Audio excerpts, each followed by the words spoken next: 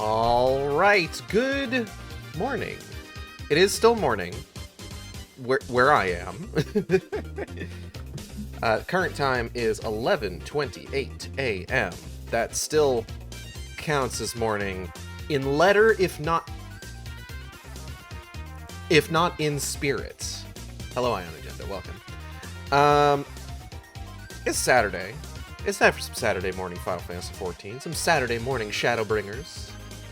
What wacky antics will the Warrior of Darkness and her friends get up to today? And what despair will it bring to the populace of the doomed Norvrent? Not a lot of Final Fantasy XIV news I can think of off the top of my head. I think there's like a big expo coming. I want to say it's a Tokyo Game Show, but I'm not 100% sure. We'll probably have more information after that, I bet. There's a free login campaign going right now, where you can play for up to like 96 hours, which, how many days is that? Total. It's like, it's like 5 days. Thank you, Natalie. Boy.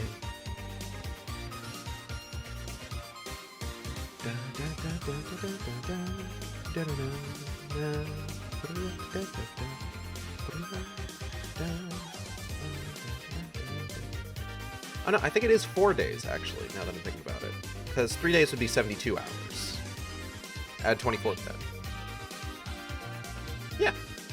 Alright, but yeah, other than that, somewhat appropriately, for those who know where we're heading to in the game, somewhat appropriately, I've been thinking a lot about BioShock recently.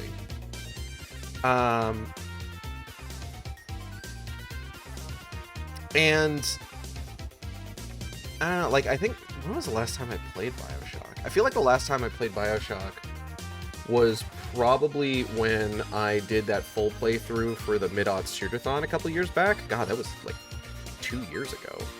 Fuck off. I have been wanting to do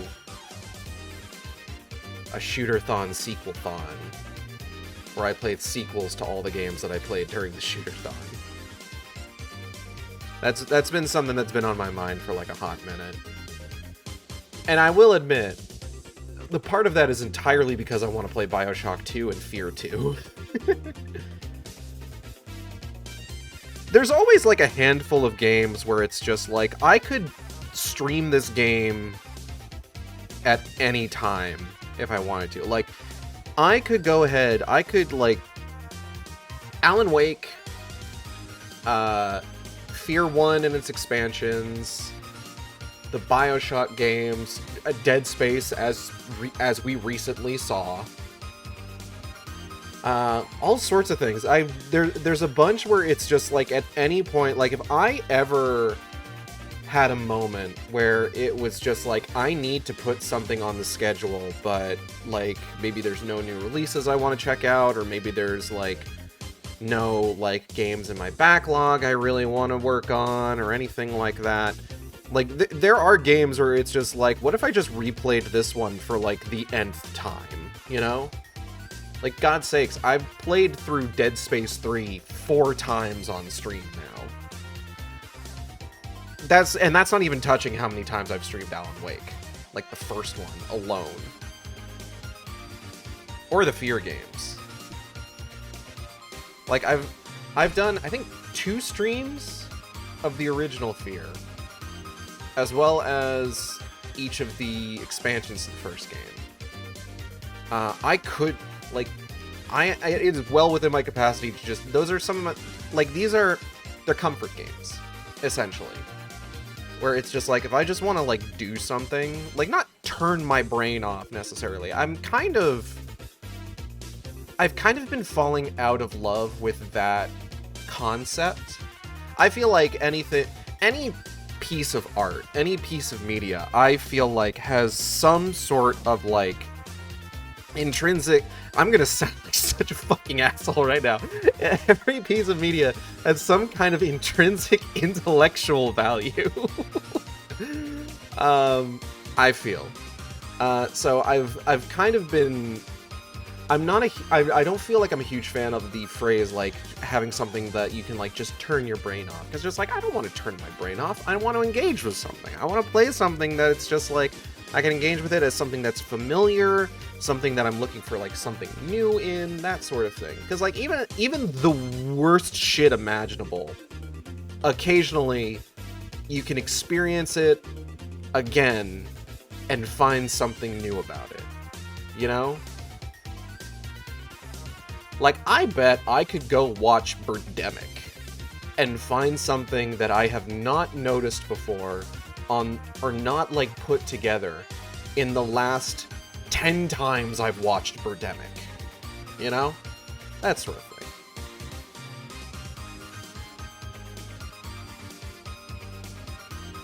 Like, there's stuff that I feel like I could, like, would be a better use of my time, to be sure. Velocipaster would be a better use of my time. God, Velocipaster's so fucking good.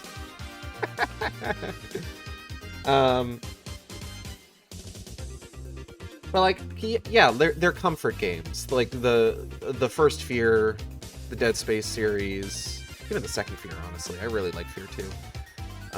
Half-Life 2, Alan Wake. They're games, they're games that are like a warm hug. It's like going home, you know? It's nice. Things that bring me comfort. Nice. But getting back to the why I brought this up in the first fucking place, BioShock. I was watching a clip of from Castle Super Beast where Wooly and Pat were discussing BioShock Infinite and the ways that game just, like, falls the fuck apart. And, like, you know, I don't disagree, obviously. I've played BioShock Infinite on stream. I've talked about how, like, it's not very good, unfortunately. There are some things that, like, I maybe, like, it's so... That game was trying so fucking hard to be prestige. Like, it's... Because, like, when did... Hold on. I need to look some stuff up. Give me a moment. Give me a moment.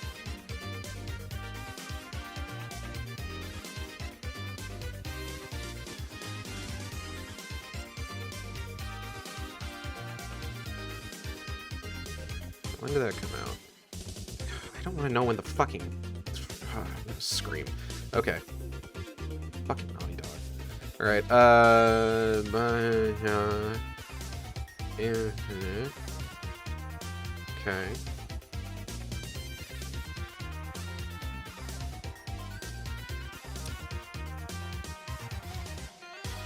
No, not that one. So there's like 3 games that came out in 2013. 2013, I think, was the biggest push in gaming to make video games like a prestige thing of like any other decade. Because I can point to like 3 games in 2013 that came out with the intent to elevate the medium. You know? One of them was BioShock Infinite, which, despite like a strong, like, initial reaction, opinions of that game have petered out over time to being just like, yeah, this game... What on earth was that? Moose, what did Moose knock over? Everything! God damn it, Moose. Oh shit, again? They gotta be coming from somewhere. I'm gonna find this fucking... No. Like, I got that ant bait that I've been holding on to. What am I talking about? Okay, 2013, BioShock Infinite. Strong initial reviews, but opinions have petered out over time to basically being like, yeah, this game kind of sucked shit. And everything that it tried to do fell entirely flat. That's not to say that there weren't, like, naysayers right out the gate. There were plenty of people pointing out just like, hey, none of this shit makes any fucking sense. Which, like, yeah. Then there was also Beyond Two Souls, which had the unfortunate handicap when it came out. Like, Beyond Two Souls also kind of sucks. But it had the unfortunate handicap coming out where it was a Quantic Dream game directed by David Cage, which people already... Like, that's already a mark against the game.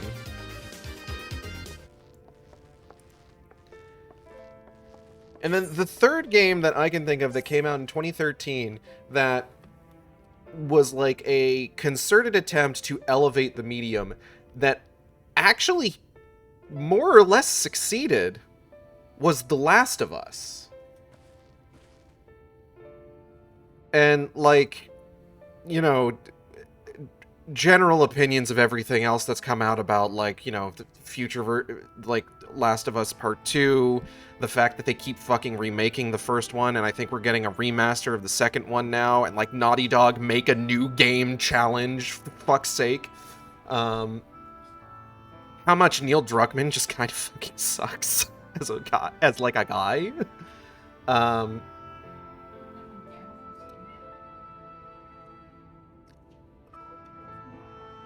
It's so weird to look back and like not just look back and think like of these like trio of games, this trio of, let's call them Oscar bait games, basically. This trio of Oscar bait video games that came out in 2013. What are you fucking saying over there? Listen, I'm not about to Oscar bait on stream, okay? That's against TOS. But this, like, trio of, like, Oscar bait games, coming out, and just, what's he doing? I can't see him from here. He's digging. What's he digging in? He's trying to dig into the mountain clothes. Moose, stop that. Smitty took his spot on my bed.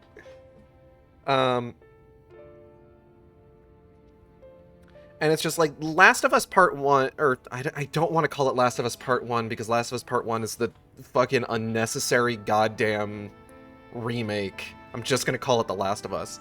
The Last of Us succeeded so thoroughly. Like, I would say, like, in terms of, like, the spectrum here, right? Like, Last of Us, well-received, people loved it. General opinions on it have not necessarily... Like, I would say that most of, like, the souring of opinions over time in regards to The Last of Us as, like, an overall series has mostly been focused on Last of Us Part 2. I feel like people still look at Last of Us Part 1 pretty fondly. Did it again. I feel like people still look upon The Last of Us pretty fondly. I look upon it pretty fondly. I haven't played that game, but I watched like a Let's Play of it. It's fucking phenomenal. I loved it.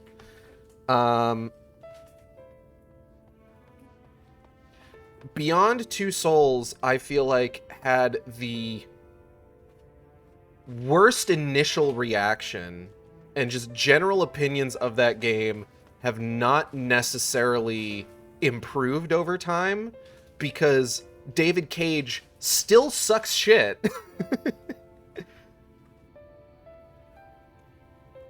And does not make good video games. I don't care what kind of fandom Detroit Become Human had. That game is also kind of embarrassing. But I feel like BioShock Infinite sits pretty firmly in the middle of all that, where it's like, opinions on it have soured over time, but like it had a very strong first showing. Like, people were genuinely interested in that game. It had really good reviews when it came out, and like I said, there were some naysayers, but generally speaking, like, that was kind of the minority at the time that the game released.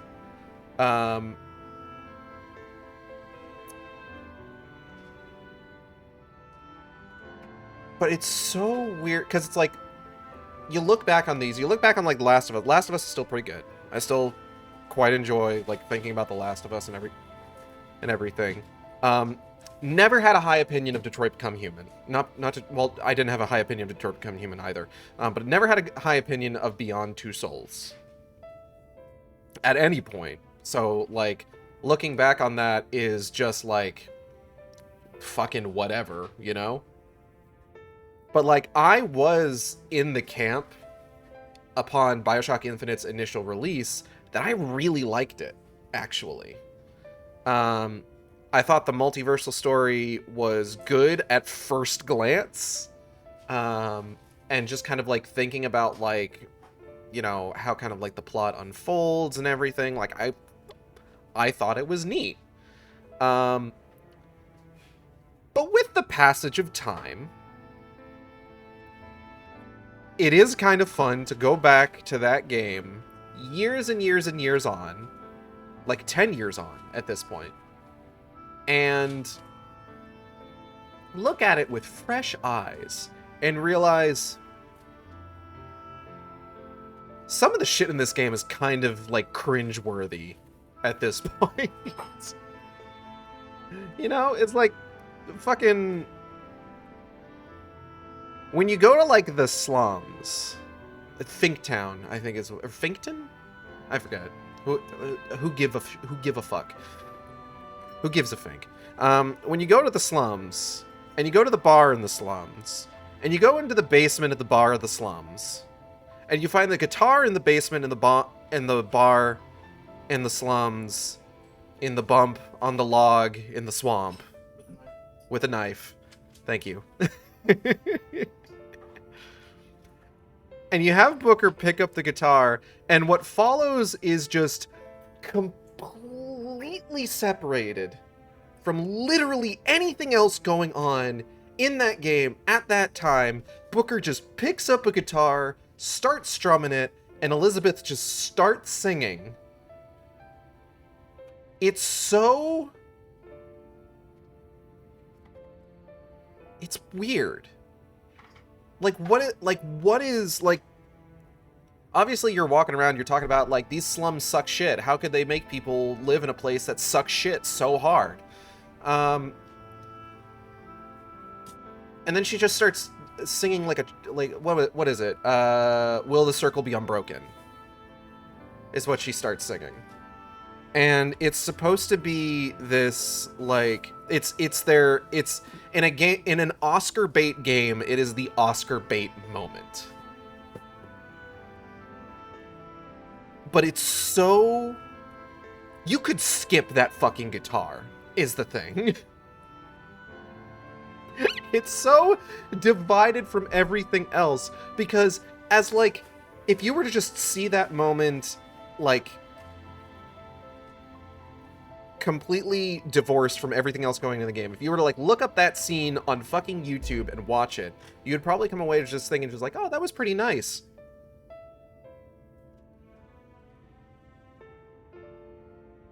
But, like, when you're playing the game and you're wandering around the slums that suck shit, and you go into the bar in the slums that suck shit, and you go into the basement of the bar in the slums that suck shit, and you find the guitar in the basement of the bar in the slums that suck shit,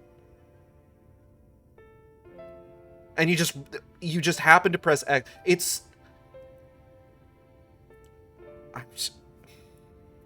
I'm struggling to, like...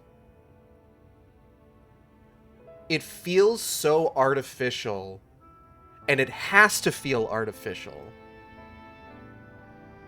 because you could miss it. You could walk right past that guitar, not press X. You could walk right back out of the basement, in the bar, in the slums that suck shit, and never experience that moment. So they can't make it too thematically relevant, unfortunately. It's just a weird moment where you pick up a guitar and Elizabeth just starts fucking singing.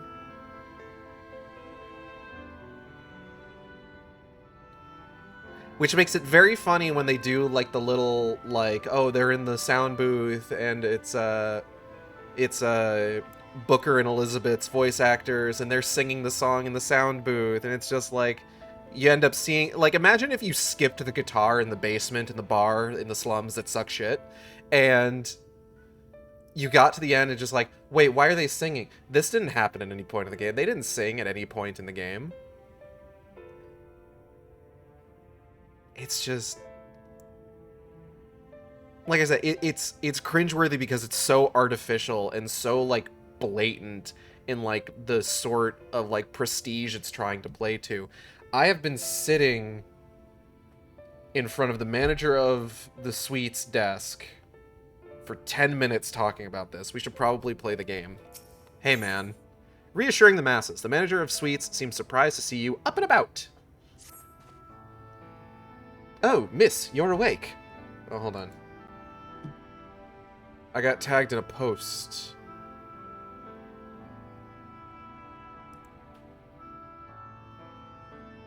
Oh, those are fucked up and weird looking. Okay. Anyway. You were injured during the foray on Mount Gulg, yes? I was here at my station, as always, when they carried you in on a makeshift stretcher, looking disturbingly bereft of vigor. And to compound my worry, the sky has... well, I'm sure you've seen, it has everyone rather concerned, to say the least. Seeing you up and about is the first good news we've had in a while. Assuming you feel strong enough, would you mayhap consider a stroll around the city to reassure our anxious citizens? Ugh, my neck. Okay. Bragi was one of those who helped convey you to your chambers, and he has visited several times since to inquire after your condition. Do-do-do-do-do-do. But yes, when we last left our intrepid hero, we defeated Vothri atop Mount Gulg. And then everything went really badly after that. Like, breathtakingly so. Hello, Grumpy Rat 10. Welcome to the Shark Stream. Glad to have you here. What happened to Grumpy Rat 1 through 9? Did you strike them down to gain their power? Is it like a Highlander thing? Hi, Bragi. Well, well, look who's back from the dead. Aye, it was a grim sight. Your companions looked fair ready to drop when they brought you in, so I offered a helping hand. Couldn't bear to see them struggle so. We don't talk about them. And you, my friends, I feared you had one foot in the grave. Cold and lifeless you were, like a corpse that was somehow still breathing. Then they told me some evil bastard went and snatched our poor Exarch away in the midst of the chaos. Wicked white, what is this world coming to? No. Bah, but moaning never solved a thing, did it? Nay, it's times like these that we Crystarium folk stand tall and do what needs to be done. It is a good day to do what has to be done by me and help my brother to defeat the enemies. Trade with Yulmore is back on the table. We'd best make use of those resources to fortify the city against the Eaters, or whatever misery the fates deem fit to throw at us next. Speaking of misery, Chesamil was worried sick about you. A healer wringing her hands is not a sight you ever wish to see, let me tell you. But yes, it was revealed. The Crystal Exarch was Gwahatia all along. And then he got fucking capped by Emmett Selk. And Emmett Selk was just like, oh, look at you. All fucked up on light. Sucks. Come see me in Amarot, motherfucker. And it's just like, what's Amarot? I don't actually know if he mentioned Amarot by name. Shadowbringer's so good. I love Shadowbringers. My favorite I'm definitely a big fan of Dawn Trail. I think might be my favorite expansion, but oh, Shadowbringers is so fucking good. Oh, sweetie, you're alive. No one's been allowed to see you. Even Spagyric's chirurgeons were forbidden from making visits. Reen was kind enough to tell me you were showing symptoms similar to Aether corruption, so I suppose there was little any of us could have done for you in any case. As for your companions, they've been rushing hither in yawns, seeking a cure to your condition. I worry to see their faces grown even more haggard every time they pass through the Crystarium. I shall let them know you're awake, and when they come to see you, sweetie, please do convince them to rest a bit. You won't be helping anyone if they all collapse of exhaustion. Ah, and our own Moran has been little better, I'm afraid. He hasn't left the cabinet, too busy with his nose buried in one dusty tome or another. Okay, I guess I'll go see Moran then.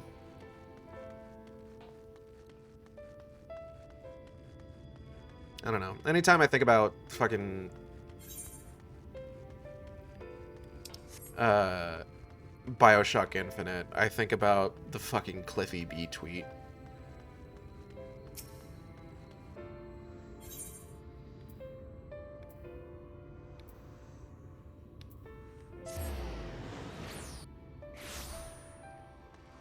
The extremely poor taste Cliffy B tweet.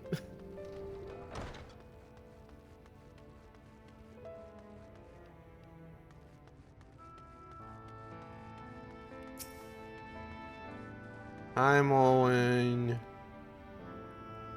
Confounded. This is the same thing as the last. Mayhap I should approach the problem from a different perspective. Oh! Igeld, is it truly you and not some figment of my imagination? Oh, but this is wonderful. It would seem our prayers have been answered. Feeling otherwise helpless, I've been scouring our shelves for the wisdom to explain this most worrisome conundrum. Why, with all the light wardens defeated, has the light returned to obscure the sky? Well, let's not worry about that right now. I must have pored over 100 tomes, but no definitive conclusion seems forthcoming. So many questions I would pose to the Exarch, and thus do I feel his absence all the more keenly. Now that you are awake, however, I am hopeful the search for our stolen steward might begin in earnest. Catalyst, meanwhile, leads the crystalline mean in preparations for battle. Against what foe we are as yet uncertain. Why not pay her a visit? I expect seeing you upright would be a much welcome relief. Yeah, I'm just kind of running all over the place today, I guess. Yee! Ow. My fucking knees.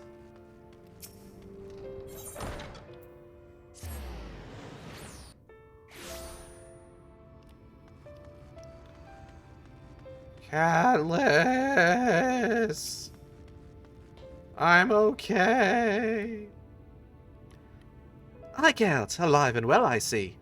You gave us all a proper fright, you know that? The friends you've made in the facets have been talking with me, wondering what they could do to help. Anyway, I'm glad you've recovered enough to stand. You're not planning on striking out straight away, though, are you? I was hoping to have a better look at your equipment. If we'd been able to provide you with better weapons or sturdier helms, then maybe you would have won the day, and the Exarch would still be here. As such, we're keeping busy consulting each other on new forging techniques and designs and the like. If you could stand still for a moment, I'd like to assess the gear we're trying to improve. Bouquet.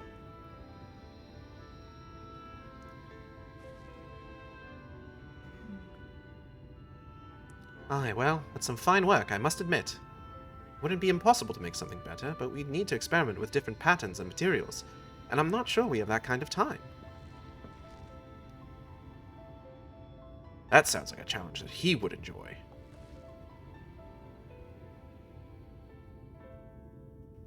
Bro, what is your haircut?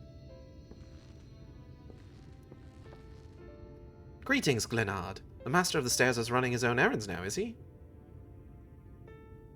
Aye, well, my servers are distraught enough as it is, and I didn't want to crack the whip too hard. But never mind that.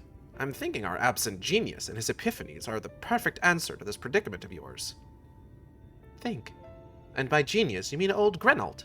He is a man of unrivaled gifts, I won't argue with you there.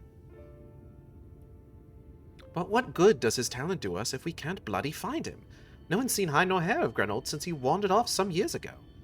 You know what he's like. Once he latches onto an idea, he's probably cloistered himself in some forgotten cave, completely absorbed in his latest creation. I wouldn't even know where to start looking. That does make things difficult. Still, if that eccentric is someone you're destined to meet, I wager he'll show up soon enough. In my time at the bar, many's the tale I've heard of strangely fated encounters. Even a few of them might be stretching the truth just a bit. Uh-huh. We'll keep our noses to the grindstone for the time being. On the off chance you do encounter Grenault, you'd be wise to take advantage of his brilliance rather than wait on our slow and steady progress. This is all talk for when you're fully recovered, of course. I'll let you get back to convalescing, eh? Ah, before you do that, you're actually the reason I came over here in the first place. Oh? I don't suggest partaking of my stock until you're properly well, but if you're passing near the stairs, then I have a regular who is eager to see you. Smile. Okay. I'd best be getting back. Just because the world's coming apart at the seams doesn't mean we have to follow suit now, does it? I hit that line a little strangely. Here, here. We can't forget the heart upon which the city was founded, or the Exarch might not have much of a home to return to. Arr. Down, down, down, down.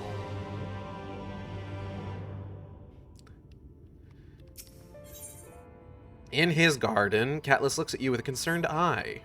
Gales, are you alright? I think a return to your sickbed might be in order. Or you might consider resting a while atop the watchtower next to the rookery. This damnable sky doesn't make for the most soothing scenery, but the Exarch often like to stand there and feel the wind upon his face. The eternal wind, perhaps.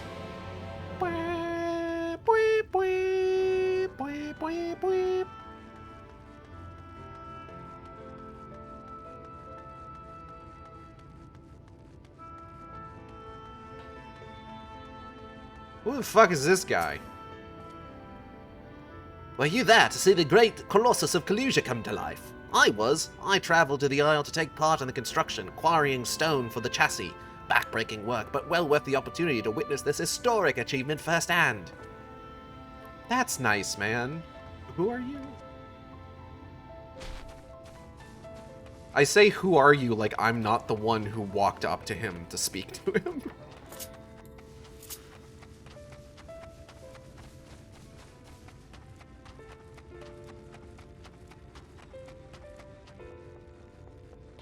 I don't know, sometimes this game just gives you like a random person on the street with a name to speak to. Destination. Bro, we are looking around.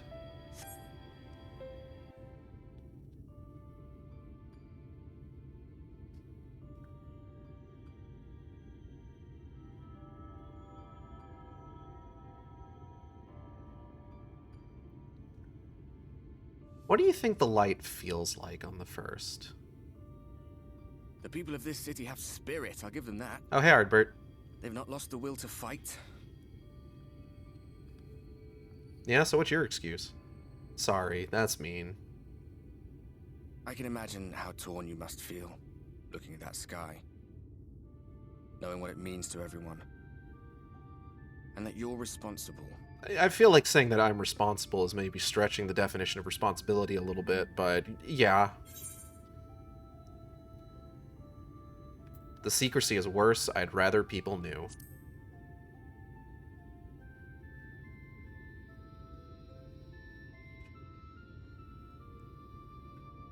If you're thinking of coming clean, don't. It might make you feel better, but it would make things 100 times worse for them. They're better off not knowing. If you say so.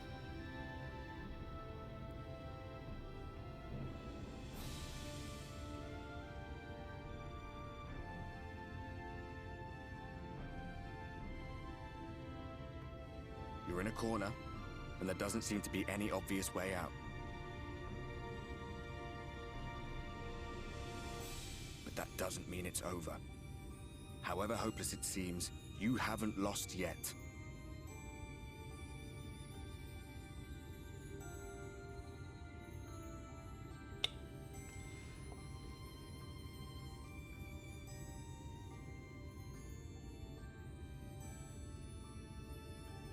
I remember looking up at the sky like this before. Being caught up in a strange kind of calm. It was after we realized we were responsible for the flood. When we resolved to journey to the source by taking our own lives. Still fucking weird that you did that, but, you know, I get it. One last sacrifice. One last fight. One last failure. And then the Oracle appeared and, well, you know the rest. Yeah, I was there, man. I was the one last fight. There were years and decades that followed when I wondered if we might not have been better off just letting the rejoining happen.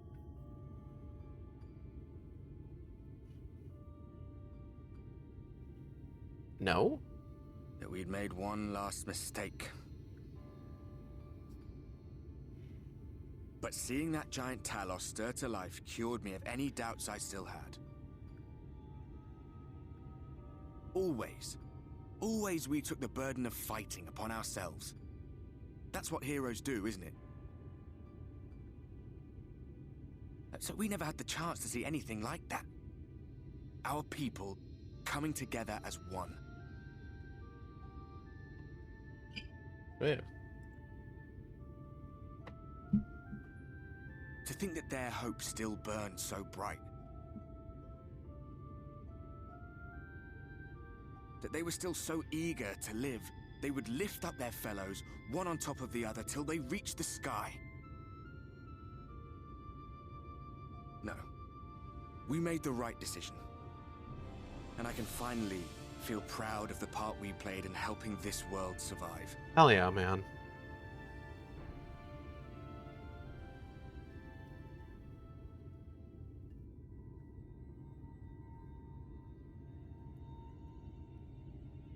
Bump me, bro.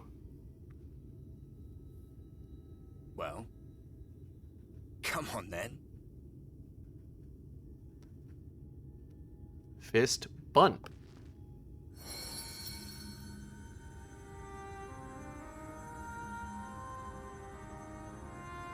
As I thought. What happened between us was no coincidence. My story may be finished, but the fates have gifted me a minor role in yours. Sick. I suspected as much the moment I realized you could hear me. But it's hard not to doubt yourself when you're the man who caused the flood. I was afraid to do anything more than watch for fear of making things even worse. But no longer. After all, the path I once walked is now yours to finish.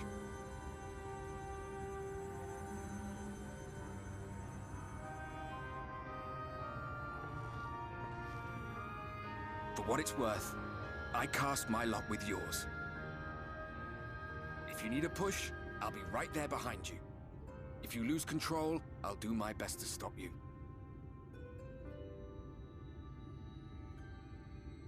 So, let us be about it, hero. Oh. Smile.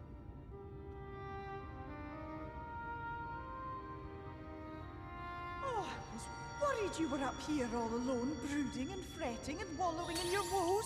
Love to get a Look pep at talk you, from a ghost. grinning at nothing like a pollen-drunk pixie. No. Hi, Feo. Ooh. Look at what you've done to your ether. It's a mess. And you have cracks running all through that pretty soul of yours. I'll be fine, don't worry. My poor little sapling. Whatever am I to do with you? An antacid might not be unwelcome, quite honestly. My tummy hurt.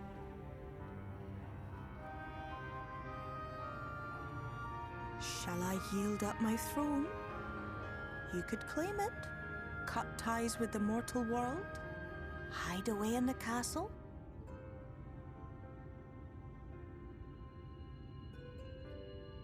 It won't fix the problem, but would it really matter?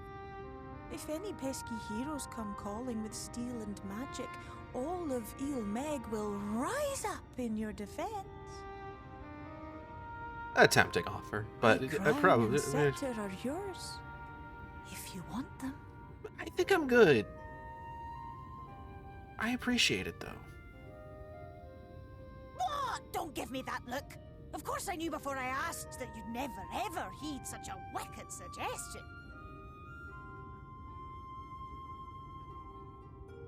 And besides, what would become of my precious and ephemeral flower?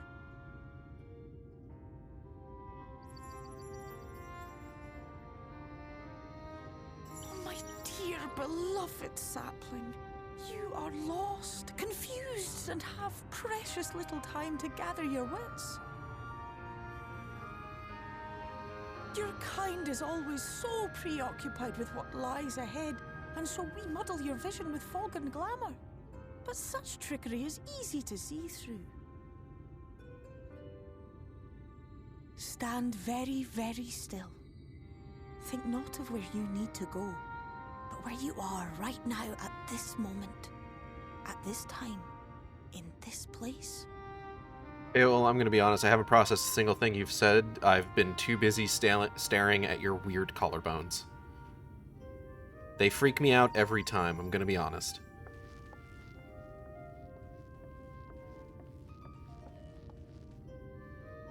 I appreciate it, though. Our cairn of crystal. From shadowed hood he watched you go, his ruby eyes with warmth aglow. See yourself as he saw you, and that shall be the clearest clue. That's a very nice poem. Did you come up with that just now?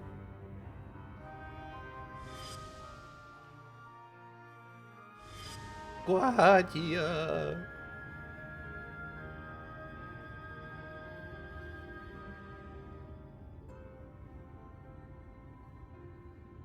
You stand in his garden, dear sapling. Ask his flowers what they know, and you will surely find an answer. But what will you do with it, I wonder? I'll be watching and waiting. Waiting and watching.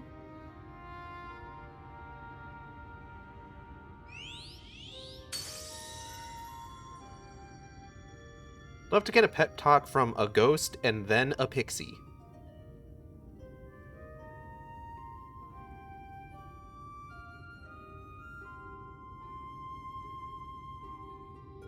I don't suppose there are any big feet around that want to come give me some words of wisdom while we're at it. Maybe an alien? I'll take a dragon. It's basically the same thing in this world. Alright, where are we headed? I have to gather information on the Crystal Exalg. Ow, my knees. 18,000 damage to my knees. Oh, I did not expect to see you on your feet so soon. Good morning, Lucas. Surely you have not come in search of an armorer. Bunny bunny banani banoy. What do I know of the Crystal Exarch? Sure, but I fear there will be no surprising revelations. As any in the city could tell you, he's a man of wisdom and compassion and many untold secrets. But none can doubt his generosity. When the Crystarium was being constructed, he even allowed folk to plunder the tower for resources. He has imposed no restrictions upon us but one. No one except the Exarch is permitted to dwell within the spire.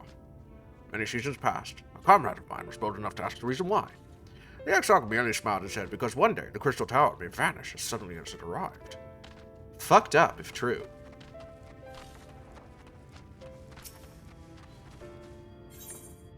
Ethernet. It's an Ethernet shard.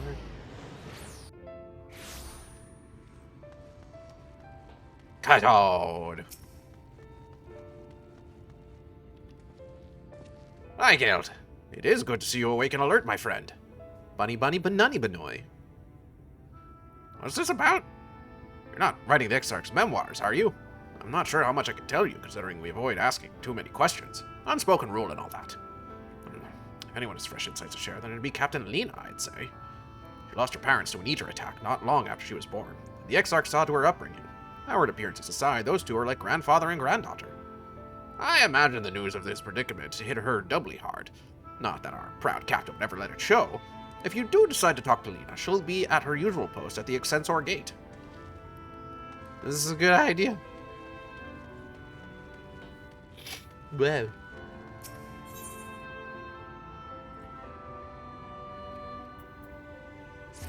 The Cabinet of Curiosity.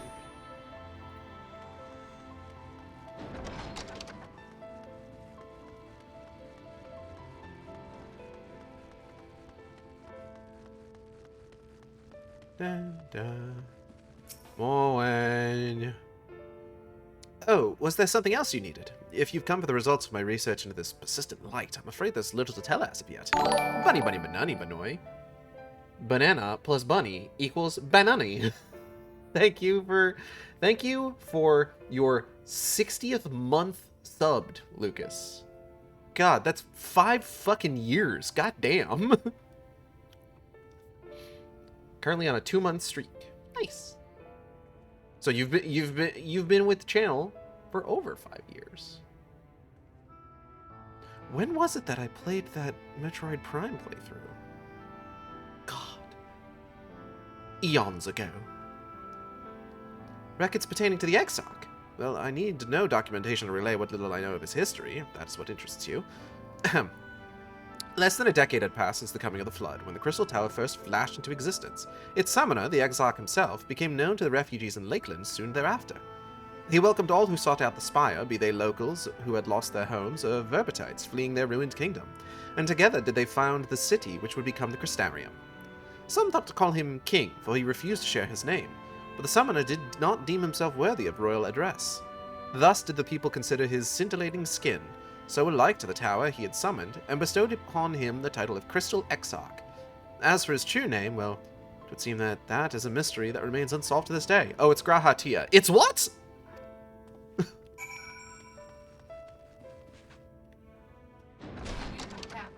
He is a beautiful cat boy, it's true. You mean it's been 5 years since the calamity? Oh, man. Yeah. No, it was less than a decade after the Flood of Light. So, the Quexoc has been here for what one could... He's been here the whole time. He's been here for what one could scientifically describe as a hot minute. I believe it's at least 300 years. Hasn't it only been like a century since the Flood of Light? I forget. Maybe we'll find out.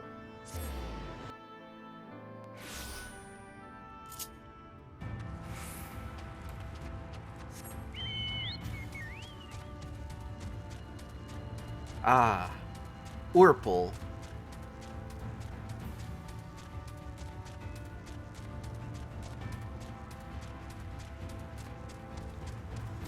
Lena, sweetie, honey, baby, how you doing, girl? How you been? Eichelt, I was not told you had awoken. Uh-huh. A welcome surprise. Now, if only the Exarch was returned to us. He was taken by this rival of yours, was he not? Your companions mentioned they had an idea of where to find him, and so I bristled when they asked for patience. I did not understand their hesitation until I saw that you had fallen. Only then did I realize that I had no business rushing ahead. Girl, don't even worry about it. I'm fine. I just got a bit of a tummy ache. Even so, the delay has been no less agonizing.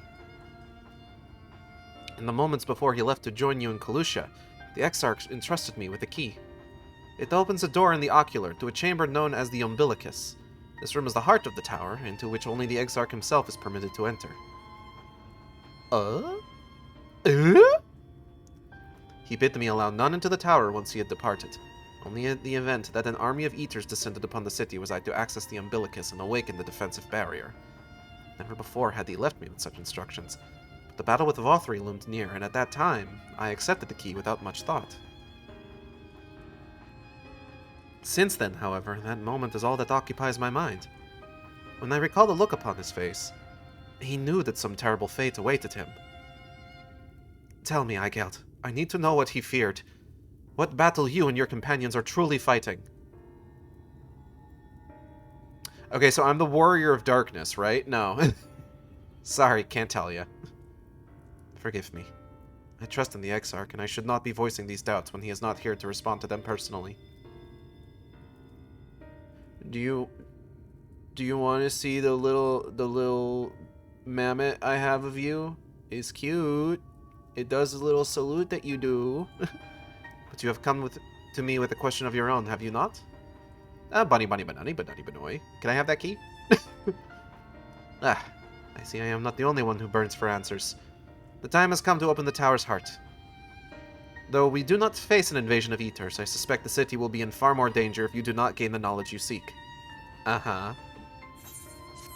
Da, da, da, da, da, da. Thank you, Weena. I love you. Bye-bye. The unbroken thread. Lena urges you to follow her. Oh, you're coming with me. That's cool. Come, meet me in the ocular, and I will unlock the door within. Bouquet.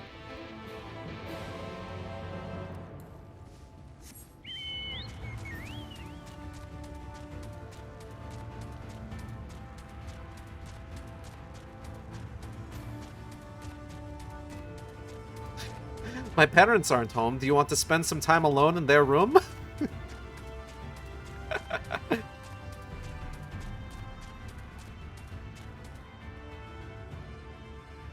God, okay.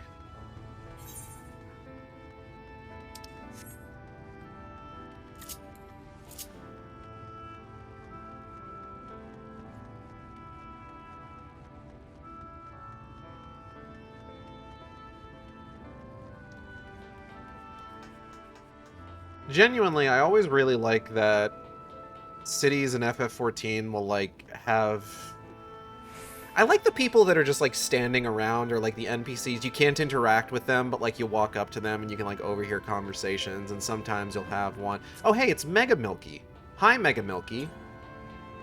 I don't know who that is, but their name is Mega Milky, and they're dressed as 2B Nier Automata. I saw, when I got started up and I first teleported to the Crystarium prior to starting the stream, theirs was the first character I saw. I'm just like, oh, hey. Yeah, I only saw Mega M, and I just like, Mega Man? And then like I selected them and it said Mega Milky, and I'm just like, oh, that's so much better.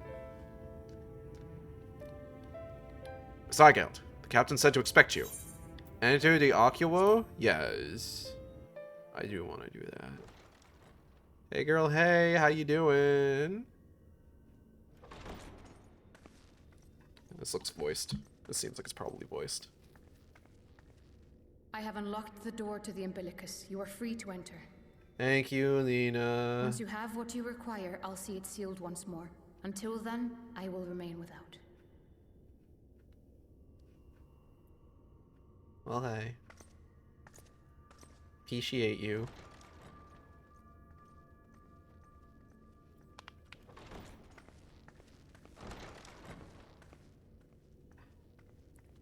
Damn, bro got books? Bro got books for days? Bro is reading?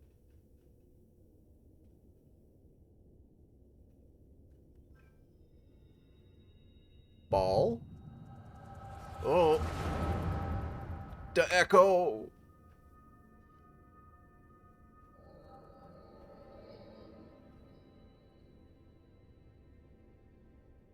Oriange? A moment to collect my thoughts, I prithee. Thy true name is Grahatia, then. By thy claims, thou too art a native of the Source, though from an age beyond our own, when the 8th umbral calamity hath visited devastation upon our star. I wouldn't say he's from an age beyond our own, technically. Across the boundaries of time and space to unsow the seeds of catastrophe, ere its creeping vines drag our champion unto an early grave. In essence, yes. A difficult story to swallow, I am sure. And honestly, it's not one of the weirdest I've heard.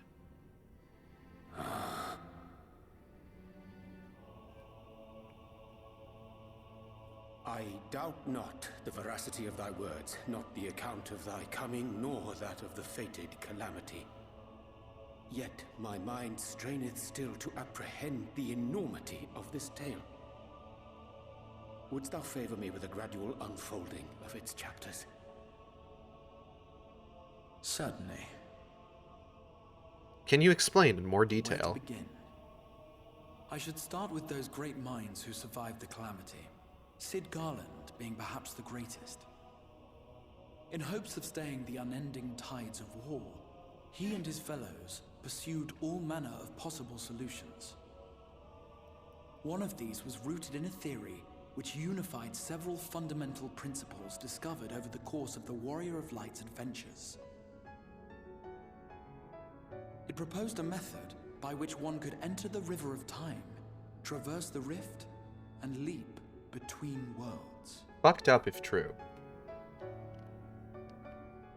Perfecting that idea, however, was a work which consumed their lifetimes. And thus was it left to future generations to decide whether theory would be put into practice. Even when he's frustrated, Urianger doesn't quite become Uri angry. You know what's fucked up? I remember watching a bunch of cutscenes from the Hildebrand quest lines in 1.0, and at least one moment, in at least one of them, I think Hildebrand tries to remember Urianger's name and gets it wrong.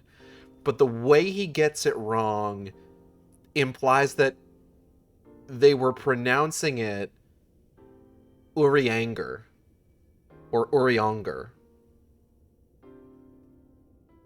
just based on like his fuck up of the name, which is very funny to me. I guess Urianger's name had never been spoken in 1.0, because I don't think he wasn't like a major NPC in that. I think he was like involved in like some side quest, but I don't really remember because I haven't seen a lot of 1.0, unfortunately.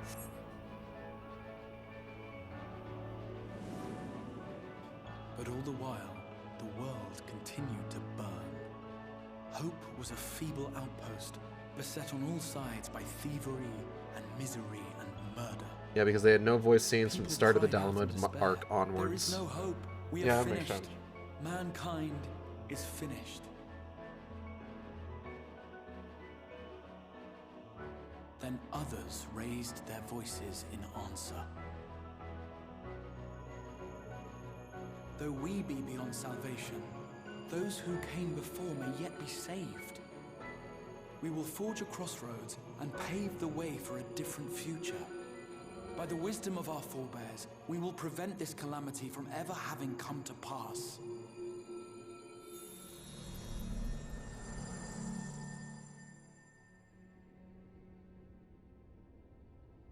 The fighting went on unabated, but some few took up Sid's research and labored to realize those impossible ideas.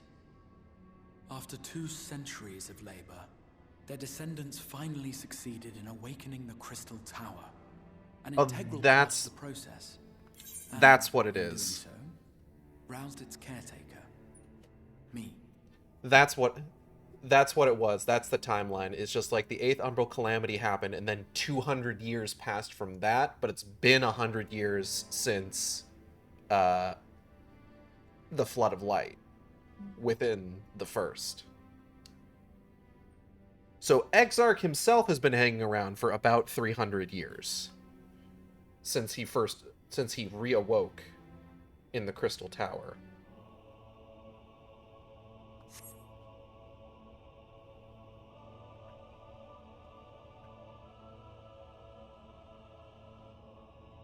Made me rest in her chin on my ankle. Aww. By this stage, scholars had largely established the phenomena underpinning the rejoining, and identified the first as the shard which precipitated the 8th Umbral Calamity. This grand structure was already capable of storing the energies required to attempt the translocation. All that remained was to augment some few of its functions based upon the theoretical models of Sid and his compeers. And by means of such technologies didst thou effect thine arrival in the first, to an age before this star had joined with the source. Someday I gotta go back and read those short stories that they had released that take place within the post-8th Umbral Calamity world.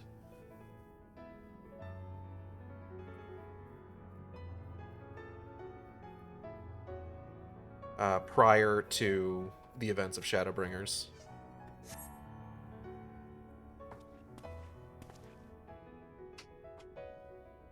Some while before, as it turned out. 'Tis all but impossible to predict how time will flow between one world and the next, and We missed our mark by almost an entire century. But this only worked in our favor. The Sin Eaters could not be defeated without the blessing of light, and summoning the only woman who might stand a chance against them would require decades of preparation.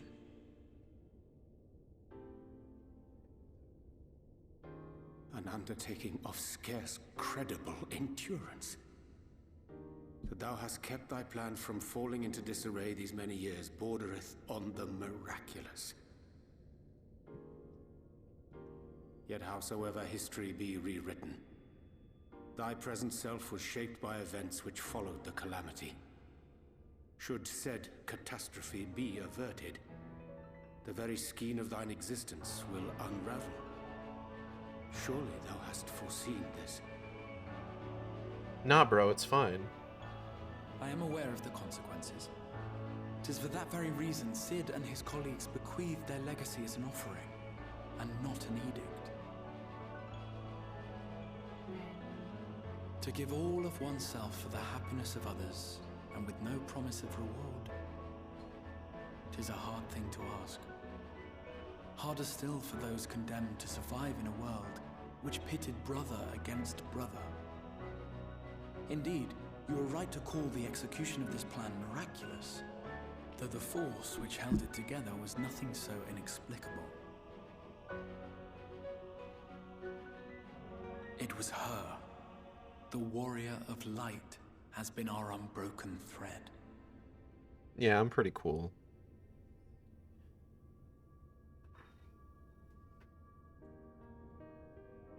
Where others would stumble and fall, she would rise above.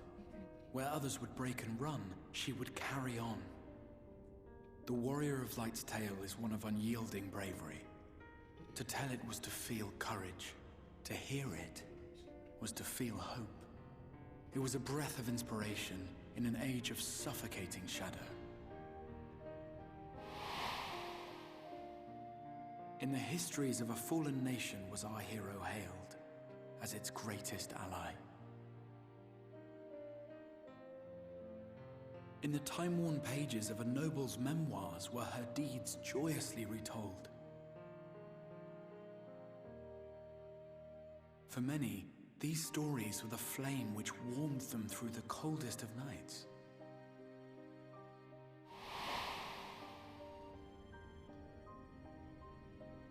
And so it should come as little surprise that the plan found no shortage of volunteers, concerning as it did the Warrior of Light herself. It was their chance to add their own verse to the hero's saga. She was the lodestar that brought them all together, to send their final message back through time and space to her.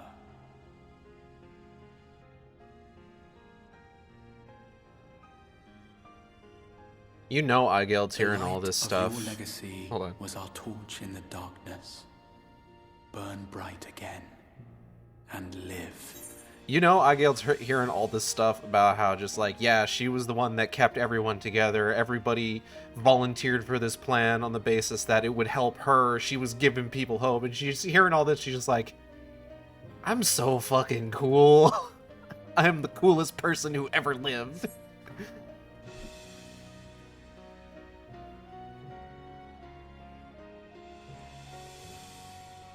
I am merely the bearer of that wish, come to ensure it is safely delivered.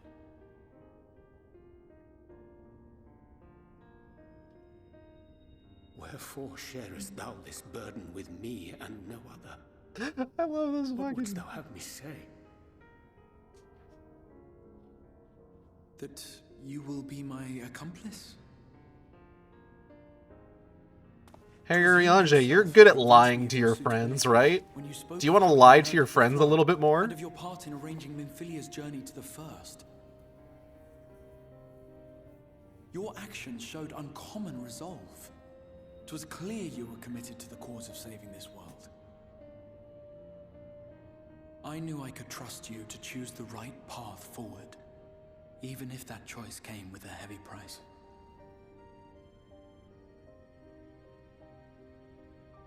What price?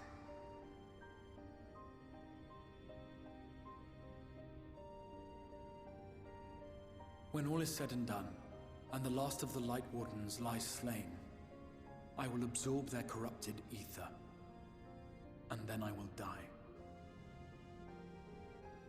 Knowing what I know of your companions, not to mention your champion, they will try to stop me. But in saving one, they would save none. Therefore, I implore you to aid me in concealing my identity, and ensuring this tale ends as it must.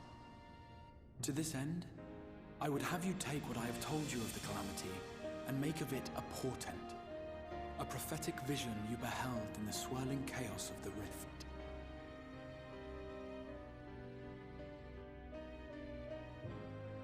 Is this truly thy wish?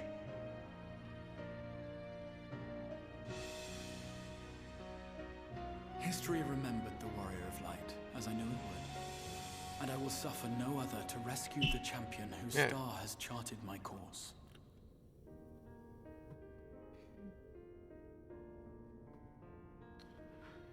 I will see this tale to a happy end, my friend.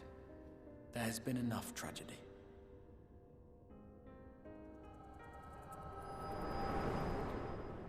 I love after everything in the Heavensward patches, Urianger being just like, I will never lie to anyone ever again, and then he shows up in the first, and the Exarch is just like, hey bro, do you want to lie to your friends? Can you help me lie to the people you love? If you lose control again, the light could claim you for good. Although it's probably only a matter of time before you succumb to the change in any case. I'll be fine.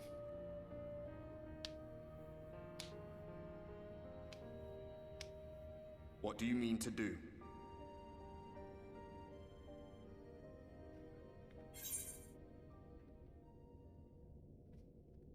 I mean to have a few words with both Emmett and the Exarch.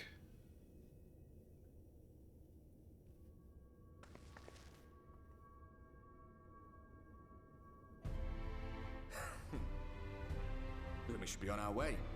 Dacian mentioned the Tempest, did he not? That's the stormy seas around Calusia to you. His lair must be down there somewhere, hidden beneath the waves.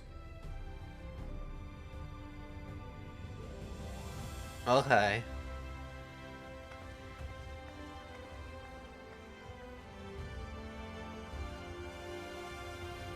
Ghost friend, ghost friend, ghost friend.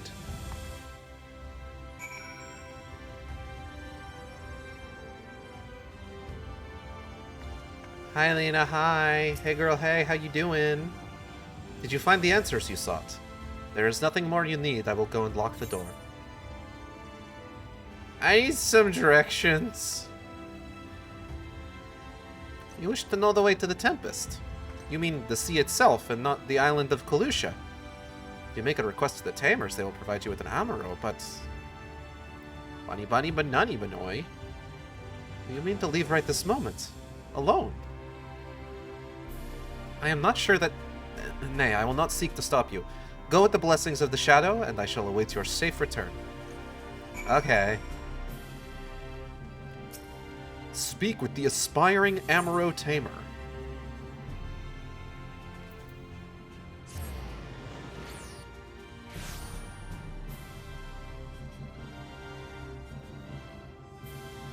Yeah. Okay. Yeah.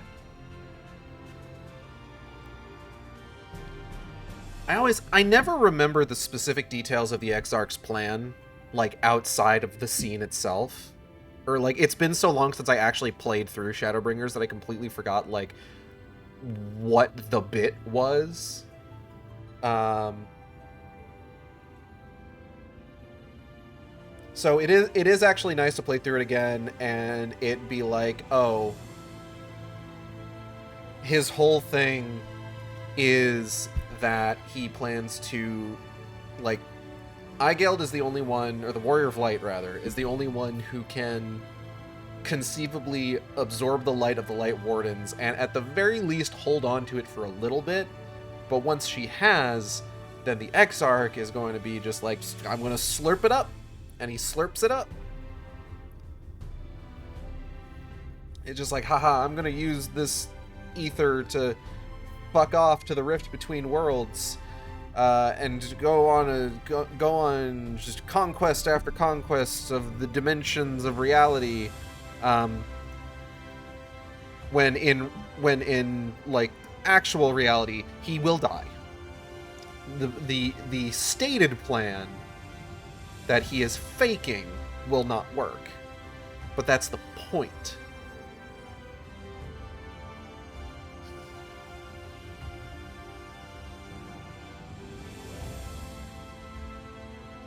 And then, because Grahati is a fucking nerd, he has to make it all about, like, oh, this is this chapter of the Warrior of Light's tale is about how she is betrayed by someone she trusted.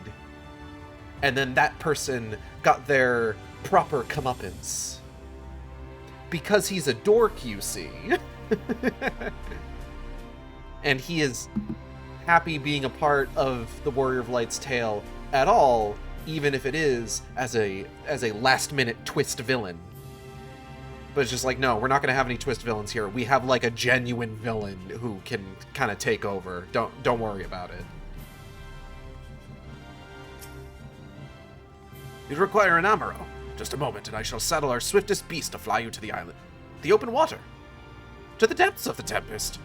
Our amaro can swim, yes, but to reach the ocean floor... Don't worry, I can weave waddle. Bunny, bunny, bunny, banani, banoy, bunny, bunny.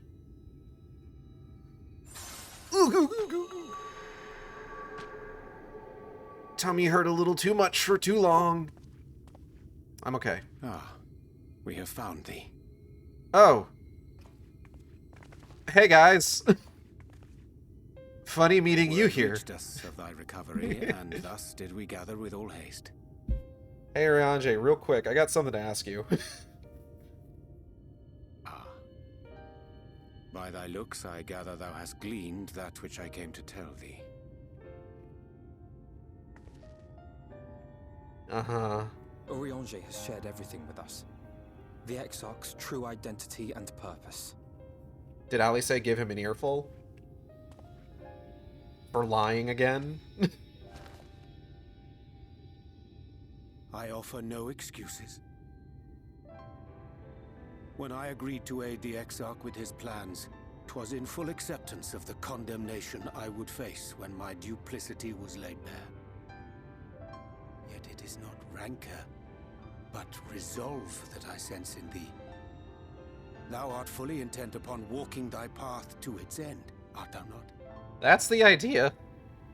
If thou canst forgive my deception, or, failing that, set aside thy displeasure for a time, I do beg leave to follow thee. What strength and wisdom I possess are thine to command. Ah, stand up, you goober. Let's get moving. Yeah, just, I forgive you. Let's go. We have to get out of here. We need to go. We have to fix this. I thank Your thee. apologies accepted. We just need to Doubt leave. not, but that I will do all in my power to repay thy kindness and fulfill the Exarch's wishes. My soul is coming apart at the seams. We have to keep moving. I'm sorry, but I don't think this is a good idea.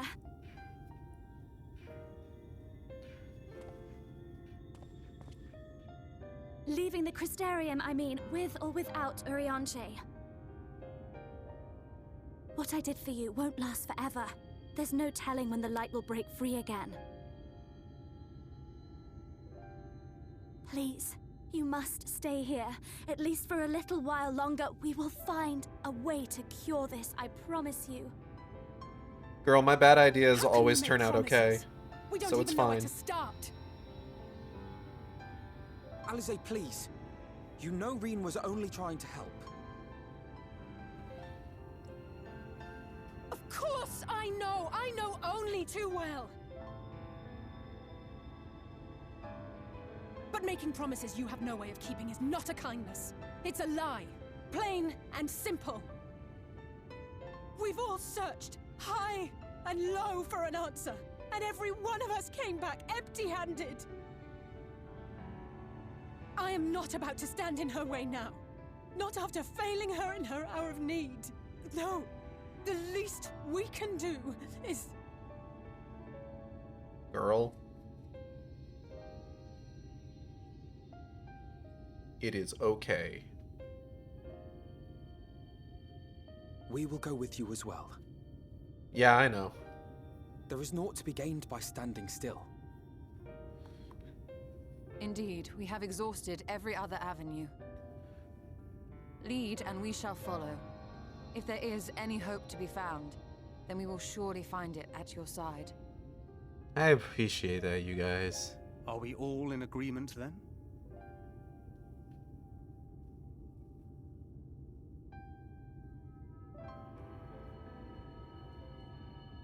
Is there aught we can do to help? Oh, hey guys. Though we may not know the whole story, we do know you're in for a fight. And while the Exarch's away, it falls to the rest of us to see the Warrior of Darkness is given a proper send-off. Oh, I do go around making friends, don't I? You told them! No. Well, not in so many words. Aye, we didn't need his spell help us. When the night sky appeared over whichever place you went to, it was harder not to put two and two together. From the moment I heard that you and the Exarch shared the homeland, I had my suspicions. Long had he been waiting for a certain someone to arrive, and I knew at once that it must be you. Yeah, I'm pretty cool. Exactly. When he went up to meet you, it was clear it was no ordinary visitor. That spring in his step spoke volumes. I could feel his excitement. Eat him! That's right! Sonic! Sonic! Sonic! Sonic! We do not fully understand where you or the Exarch hail from, or why you've all done so much to protect us. But we are deeply grateful nonetheless. So, if there is anything at all we might do to aid your journey, you need only name it. What would you have of us? I need a way to get to the bottom of the ocean. You might have invited them to join us, where there are not so many. But come, they are waiting. What is your will, O Warrior of Darkness? Smile. Think. Defend the Crystarium until we return.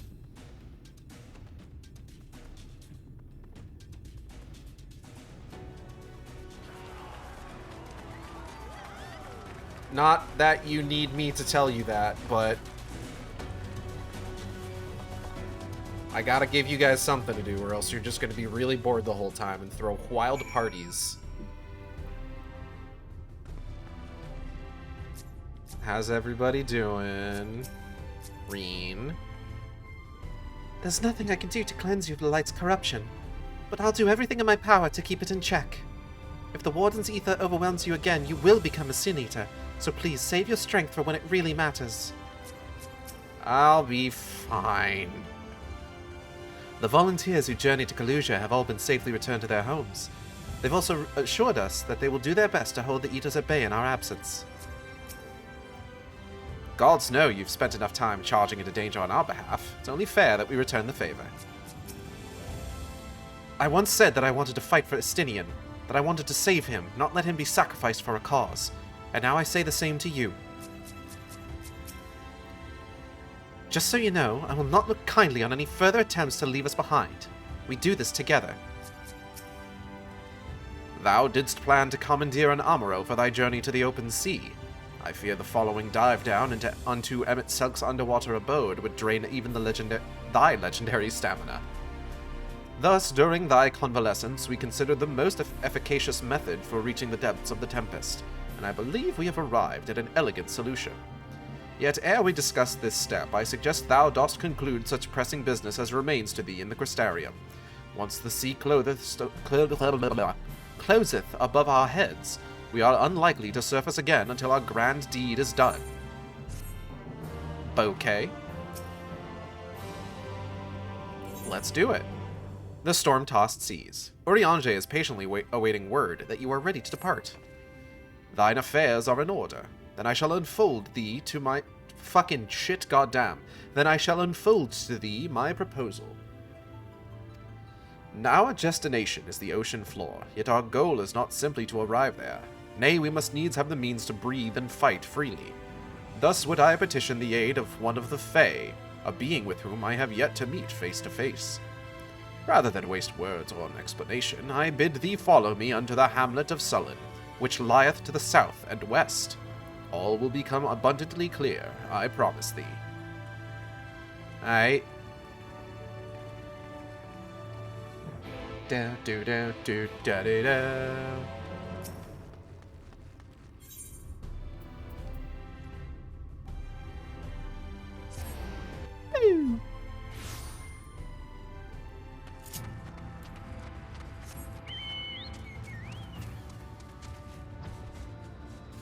Oh.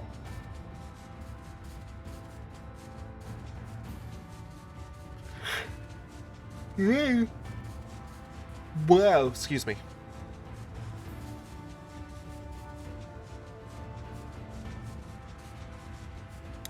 Forest of the Lost Shepherd.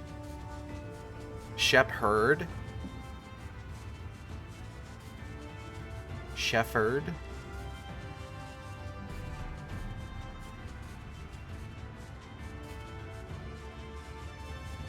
Weed. Sorry, this fucking place just called weed.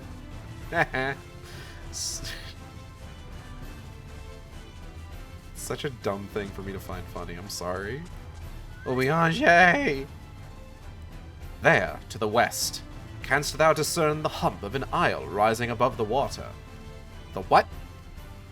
That foliage-covered mass hideth the key to our safe descent. Swim close and plunge thee beneath the surface. Thou shalt soon divine the reason for mine insistence. Though it be much to my shame, I can but flail and flounder where thou mayest glide as a fish. I shall board a boat to the island, and spare one and all the spectacle of mine inept strokes. By which I mean I would have a stroke.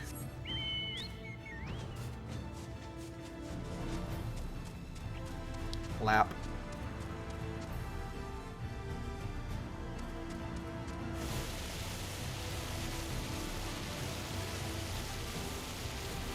The source. No, this is a lake.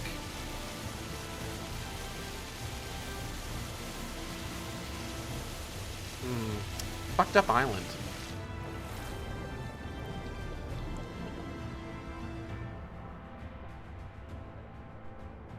Suspect rock formation. That looked like Big Eyeball. Too far away. Two curved slabs of rock seem squeezed together here, giving the impression of giant stone eyelids. What could it mean?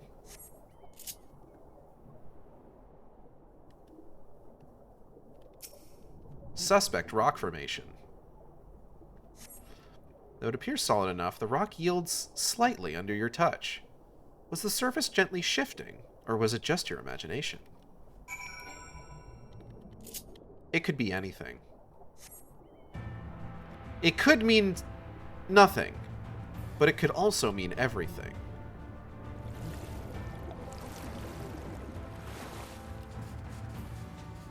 Thancred! Oh, is everybody hanging out on the island? The locals called this the Isle of Ken, which I presume must refer to knowledge. Either that, or someone was being awfully zealous about marking his territory. Ken! Even seeing it up close, I'm still not sure what's so special about this island. Well, it could be nothing. This lake is enormous. Assuming my geography is correct, this would be the mirror of Silvertier back into the source, but the size hardly compares. Now the question is, where's everyone else? I want to find everybody. I want to get their thoughts. Look, there's Alphino. And Y'shtola! If you've solved Urianger's little mystery, then you can find him further up the slope. It's all rather obvious to my eyes, though I concede I have an unfair advantage. Alphino, how you holding up? Ah, there you are. Once you've completed your underwater investigations, the path here leads to the top of the island. Is that everybody? Alphino, Alice, Urianger, Thancred, Reen, Y'shtola? Yeah. Alright, big man, what's the sitch? Well, hast thou discerned? It's just like the big one. Yes, yes! Ha! Thine impression is not inaccurate. According to the lore of the Pixies, we are even now perched upon the back of an ancient Fey entity. Its name is Bismarck. Aye, the selfsame title by which we know the great feathered whale revered by the Vanu Vanu of the Source. I would enlist its aid to bear us unto the deep, and thence banish the water within airy sphere, alike in form to the domes which do shelter the hamlets neath the ruby sea. Within its compass we may move unencumbered, and defend ourselves when the hour of battle cometh, as it most surely shall. Now I must needs ask for silence whilst I make my supplication. Bouquet.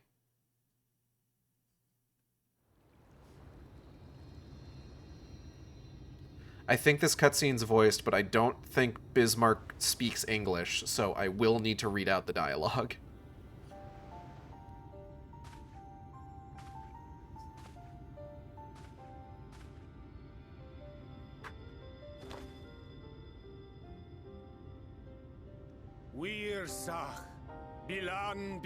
Oh, Urianger's not even speaking English. Oh, great and serene Bismarck.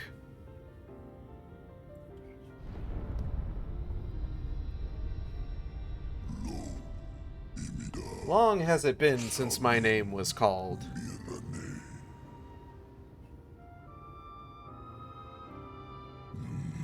Why do you wake me, little neighbor?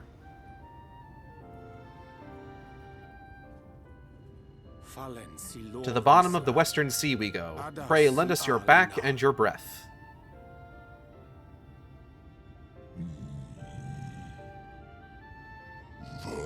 This world is in twilight.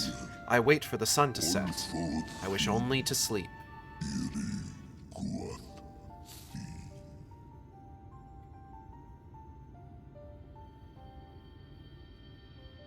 Oh dear. I don't need to speak Fey to know that didn't go well.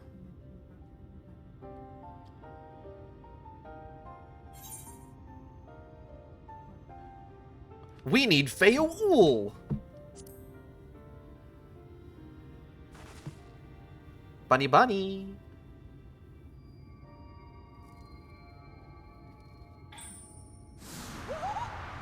Oh shit.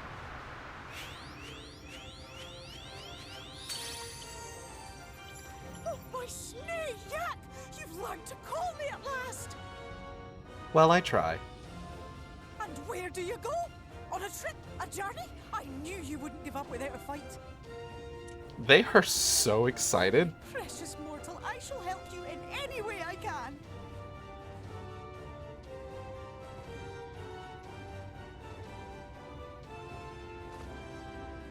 Yes, Bismarck. Sleepy Bismarck, you old pixie. These are my precious, precious saplings. Let their wish be the king's command. Fine. What a rare thing to awaken to.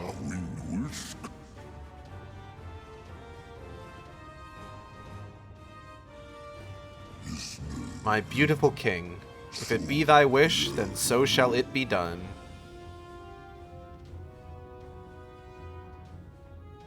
Be sure to scrub this one's teeth for him upon your return. It's only good manners. It will be done, Your Majesty. Our deepest thanks for your timely intervention. An agreement is reached and your departure is at hand. You wingless ones best hold on tight. May the blessings of the Fae keep you safe, Inba. Thank you, Feoul. To the western sea we go. Wrapped in my breath, I will see you to your destination, little neighbors. We're so tiny. We're just little.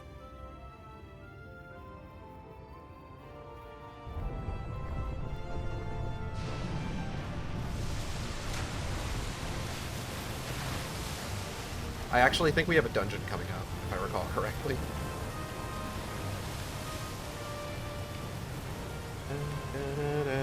Dun, dun, dun, dun, dun, dun, dun. Oh, I didn't expect us to fly there. Oh, he is just a big whale!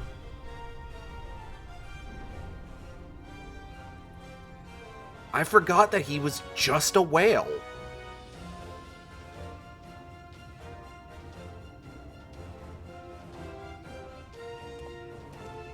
Oh, they're gonna love this. Like that, it's all gone back to the way it was. What was you expecting? 100 years of honey and rainbows? Seeing them Yulmore types wake up and smell the ashes was miracle enough for me. Ah, the magic in the air when that ladder started moving. And when that great hulking Talos rose up. Gods. I could live 1,000 years and never behold anything so amazing.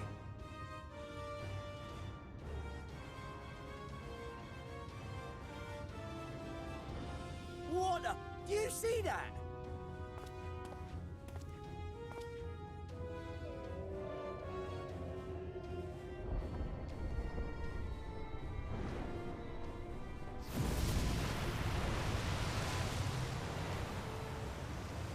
What a monster! Where did it even come from?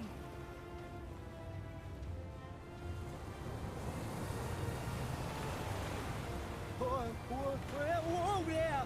It's not stopping. Y'all should probably, like, get out of there. It's not the lunar whale. Run! It's the not lunar whale. True. Haha, get washed, idiots. Also, did you see that video I shared on B-Sky while streaming? I don't think I have. Give me a bit. I got a lot of porn to scroll through. I have fulfilled my duty. I return now to the lake. Oh. No, we don't have a dungeon yet. I have not flown in an age. It was pleasant. May your journey be a safe one, little neighbors. I think the dungeon is in the patches. No, how did you? I get notifications of you liking and reskeeting. Oh, you know. Did I? Hold on.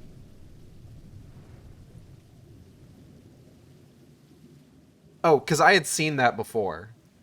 I had seen that video before, so I'm just like, oh, I haven't liked or reposted this one yet? I should do that.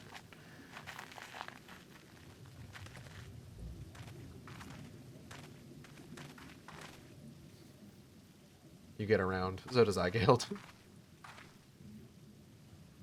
Wow.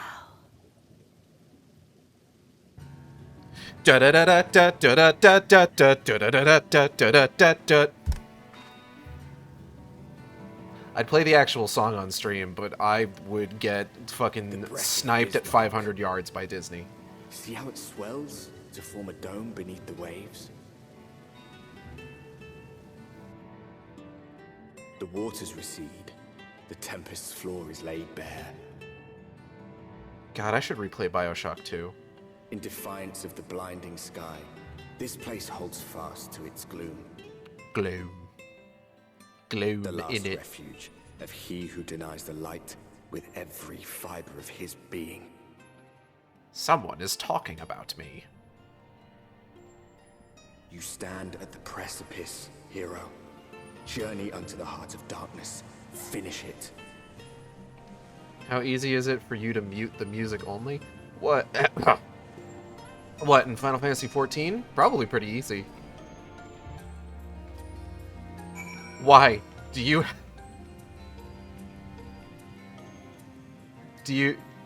have like a 10-hour loop of SpongeBob sea shanty music for me to play? Hold on. The SpongeBob Krusty Krab theme. Hold on, let me see how long this is.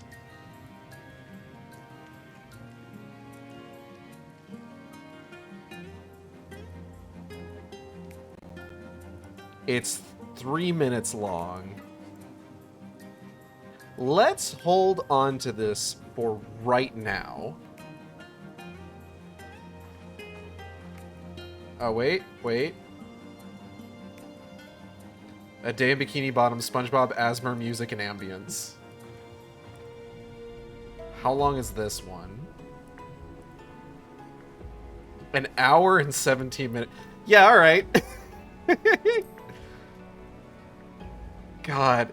Will I get copyright claimed for these? Is the question.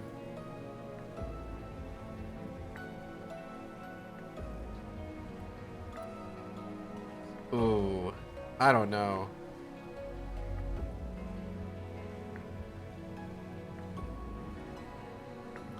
That is a lot of albums that I am seeing in the description of this video. I think I might need to skip out on that, unfortunately. As fucking funny as it would be. Hi, Alice. I remember being impressed by the domes of the Ruby Sea, but this makes them look like bubbles in a stream. Bismarck must be powerful indeed to create a dome of this size. I can only pray to whichever gods are listening that it continues to hold. This is amazing! I can't even see the surface! With all that water out of the way, we'll be able to venture quite some distance. Emmett Selk must be hiding around here somewhere. I dare say Urianger endured much playful attention from the pixies to learn the lore of Bismarck. He is nothing if not a dedicated scholar.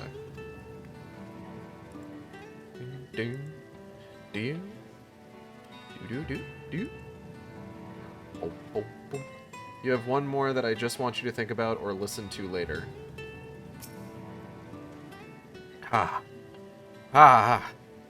Gulp. Full glad am I that Bismarck was true to his word. We are arrived in the Tempest, safe and dry. 'Tis here that we shall find the lair of Emmett Selk, and I believe the imprisoned Exarch as well. For an Ascian alone, it is of course a trifling matter to flee unto the rift, and I suspect such travel is nigh impossible with a mortal in one's custody. Nay, he would not soon risk his prize when the Exarch's very body serveth as the key to the Crystal Tower, and its powers of temporal transportation. Thus am I all but certain that this underwater realm harboureth our friend and enemy both. We have but to find them. Let's fucking go. In the event that you leave the area, speak with Inuil at Venmont Yards in Colusia to return to the Tempest. Franquid! Waiting in the depths, Thancred casts his gaze across the waterless expanse before you. Now, as for where we should be looking, I rather doubt Emmett Selk will be sitting around in the open. I propose we follow the slope down towards the deeper trenches and keep an eye out for rock formations large enough to house a stronghold. Okay. Let's be off then, but watch your footing. The ground is still wet and like to be slippery.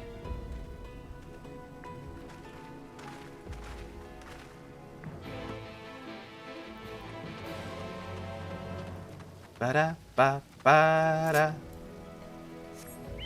Ba-da-ba-ba-da. Somewhere beyond the sea, somewhere waiting for me, my lover stands on golden sands and watches the ships that go sailing somewhere beyond the stars.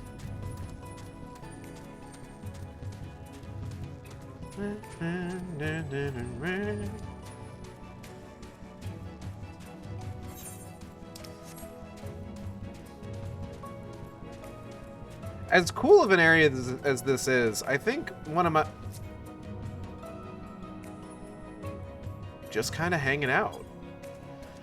I think my only issue with this Yeah. I'm being followed. What the fuck? No, they're doing something else. I think my only issue with this area is that it's very foggy. I feel like if the fog was clear, then it would be a lot cooler to look at. Ondo Youth. Hey. So, this all probably came as a shock. You good? Ah! Ah! Building? In a building? The Ondo Cups.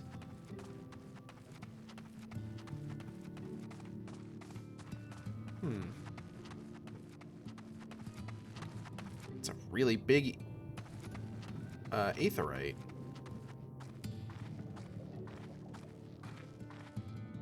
Huh. Weird. Very strange.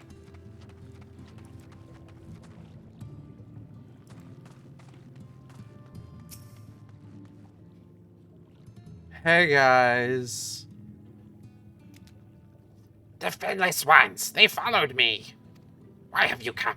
Was it you who took away our water? Yes and no. Ah, so this is where the Ondo make their home. I had wondered. Pray, forgive us any inconvenience we have caused. We were not aware your people lived here in the Tempest. We need this great dome of air that we might conduct a most urgent search, and thus beg for your understanding.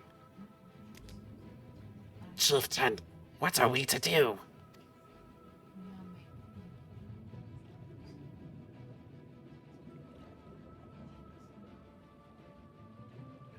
Are you the emissaries of the Ancient Ones? I'm not giving him that voice. Huh? The mysteries have stirred. We have seen the illuminated land shining through the gloom of the abyss. If you are the emissaries, the chosen, I bid you welcome. If you are not, I bid you leave. Alright. I am not sure I understand. Would you be willing to elaborate? No. It would seem not. I suggest we withdraw for the moment. Okay.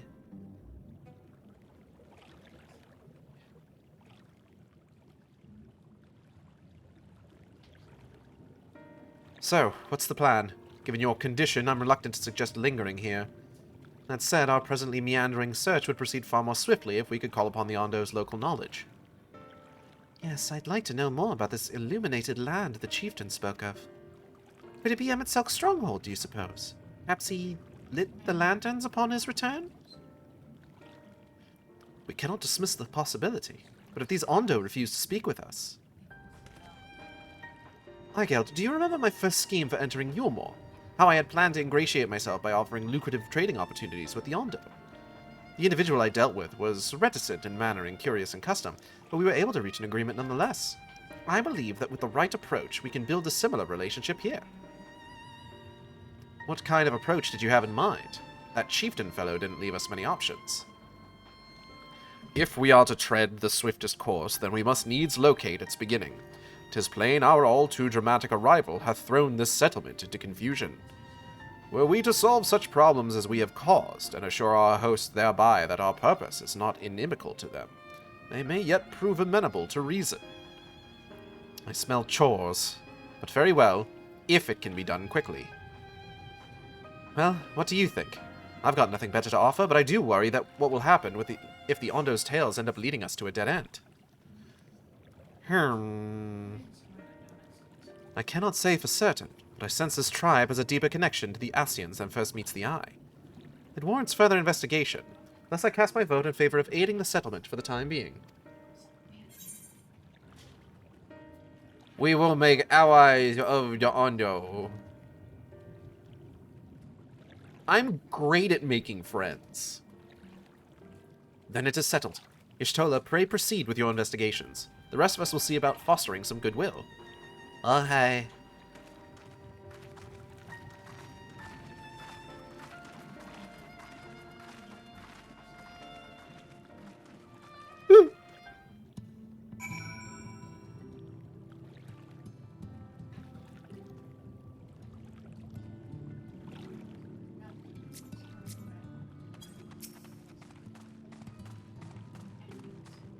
Alphanor. Igelt, you won't believe who I've just bumped into. This is Pashus Uan, the very fellow I did business with prior to our ill-fated stay in Yormore. I waited and you did not come. Then the mist still came, but his visits did not continue. I am truly sorry, Pashus Uan. Owen Wilson? Things did not proceed as planned. Is there aught we can do for you by way of an apology? Perhaps. Where the dry return, a cavern to the north, is home to giant crabs. We do not fear the crab, for we are the swiftest swimmers. But now there is no water. We run, and they scuttle close behind, snipping and snapping with their claws. There are too many of them. Too many. I believe I can be of assistance there. And what of you, Igeld? If you've not found a task, you're most welcome to join me. Indeed, I should appreciate the company. Where the dry return has a rather ominous ring to it. Yeah, alright. Where am I going? We're going... Oop.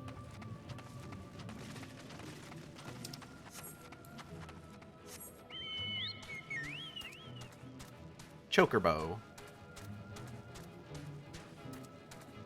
Doot. Doot.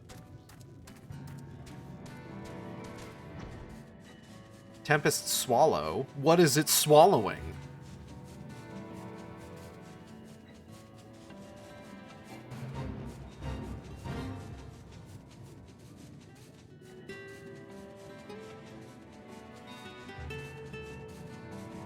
Dum dum dum dum dum dum. Quabs. Crab. That was not the button I wanted to hit, but I will welcome it all the same.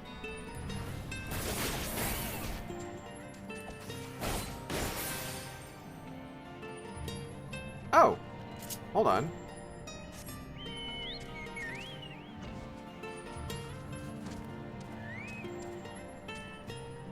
Avista. Let's do a funny little lookout.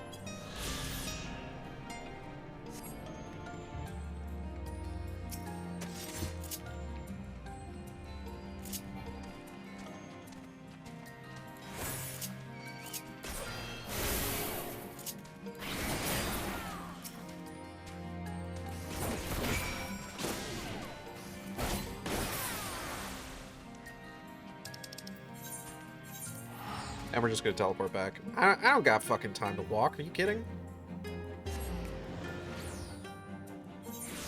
Who walks, honestly? Y'shtola, how's it hanging, girl? Ah, as I suspected. Yeah? Well, it says you suspected.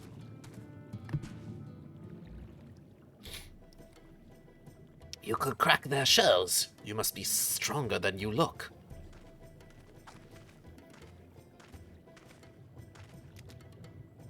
I see you've reached your quota first again. I shall never be your equal in such tasks. Still, I would say we have reduced the local crab population to a far less threatening number. My thanks to both of you. You must have a reward. Nay, Pashus Owen. This was to be a part of my apology to you, remember? Besides which, the lack of water is our doing, for which we must also make amends. Might I convince you to tell us something about your village instead? I'd very much like to learn more of you and your people. Okay. Very well. Before the flood came, it is said that our ancestral home was found in the seas to the south. It was utterly destroyed by the light. Only those who were out hunting survived. They swam aimless and lost until they spied buildings here on the ocean floor. Weird. Strange buildings they were, and long had they stood under the water. Yet somehow they had been spared the scars of time and current. These structures provided shelter for my people, protection from the tempest's turbulent waters and the predators which hunted within them. Their very existence seemed a miracle. The first settlers pondered their good fortune. It was clear that the race who had built such wonders had guided their course. From this did they discern the truth. Oh?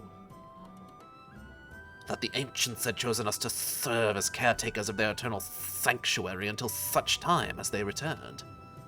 Thus, if it is judged that you are coming, and this great vanishing of water was by the ancients' design, you will find warm welcome here. A truly astonishing history, and I cannot help but wonder how would the significance or otherwise of our arrival be decided. The ancients have blessed us with protection and prosperity. If your presence serves to bring us the same, there will be no doubt in the matter. Then it would seem our earlier decision was the correct one. Uh-huh. We thank you for the lesson, Pashas Owen, and will continue to do all we can to assist your people. Should you desire our help with any other trouble, pray do not hesitate to ask. Okay. We should return to the task at hand, only do try not to overexert yourself, my friend. The risk far outweighs the gain. True.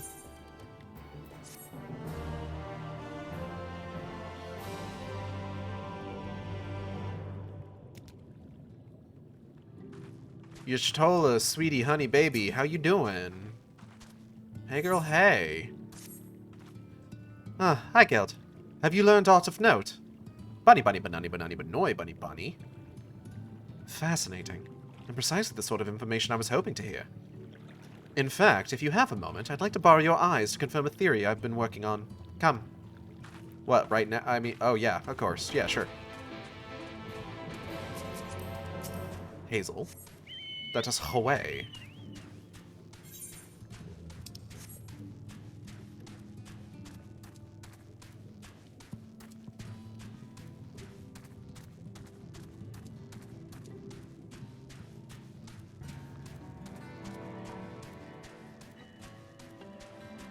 Chocobo, chocobo, chocobo. I'm on a chocobo. You're on a chocobo.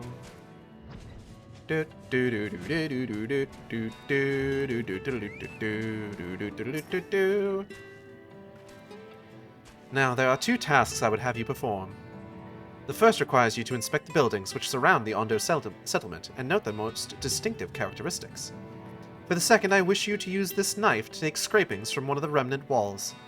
Pray be as thorough as you can. I shall be waiting here for the results of your investigations. Bouquet. Survey point.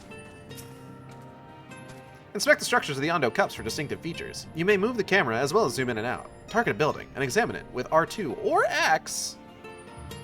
Either one, really.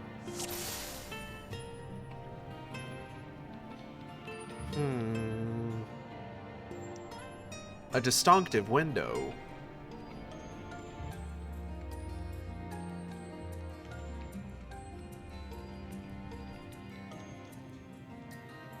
Quite distinctive indeed.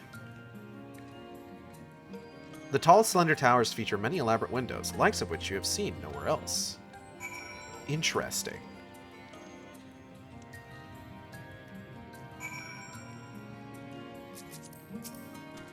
Let us away. Shoo.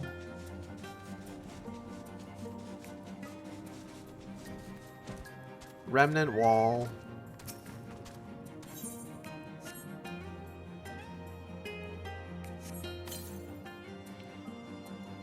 You set the point of the knife against the wall, but even after applying considerable pressure, you cannot remove so much as a flake of stone.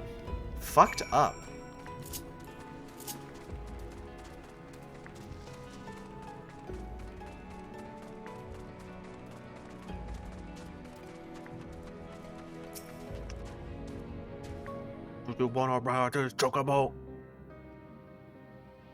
And what have you discovered?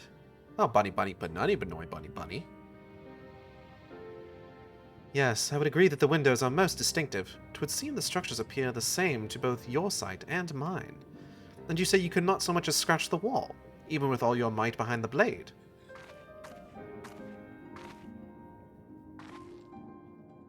Up. I Geld, everywhere I turn in this place, my gaze is drawn by peculiar materials for which I do not have a name. The buildings I had you investigate are prime examples. They may appear to be constructed of ordinary stone, but I assure you it is nothing of the sort. If pressed, I would describe the substance as a composite of several mineral properties, blended to create a material of unparalleled durability. Even the Ronkan Empire, once the greatest power in Northrend, produced nothing which compares to this level of perfection. Fucked up. But if not the Ronkins, then who? Who were these ancients the Ondo claim as the architects of their sanctuary? I suspect our answer lies with the reason Emmett Selk withdrew here to the Tempest. Furrow brow. He may simply have wished to retreat somewhere mere mortals would struggle to reach, but there are many such remote locations. Why here, specifically? Emmett Selk is devoted to his role, and thus we might assume his choice of stronghold somehow serves the Ascian agenda. Or mayhap, 'tis a place more dear to him than any other.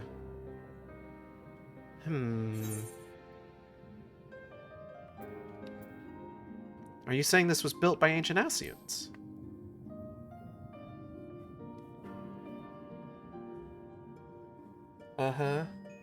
That is my theory, that these structures are remnants of a time before history, of a star that was yet whole and unbroken. Fucking bleh. There, bumping into things. Such traces in the source would have been obliterated by the succession of umbral calamities, but here in the first they might have remained untouched for millennia. Here. A copy of the mural in the Kitana Ravel. Almet presented it to me during my visit to Fanau after our victory in Collusion. Ah, yeah. Here, in the first scene, by Emmett Selk's own words, it depicts a city of eons past and the disaster which befell it. The design is much simplified, of course, but do you see the similarities between its towers and those you have just inspected?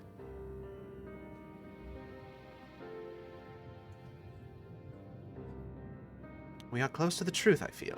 Let us search the surrounds for another tower, one which matches the picture near enough to remove all doubt. From what I have seen, not more than sand and more sand lies to the east, and the south held no such structures. I suggest we try our luck further to the northwest. Okay. You may view the Kitana Ravel mural at any time during this quest by using the relevant item in the Key Items menu. The quest destination will not be displayed on the map. You must search for a structure which resembles the buildings in the mural, then inspect it from the survey point. The survey point will be found nearby in a location which allows a full view of the structure. Northwest, she said. Straight up northwest of it.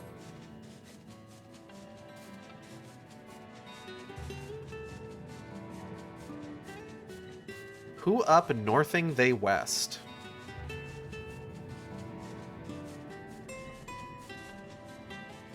She north on my west till I... Where am I going? Herm.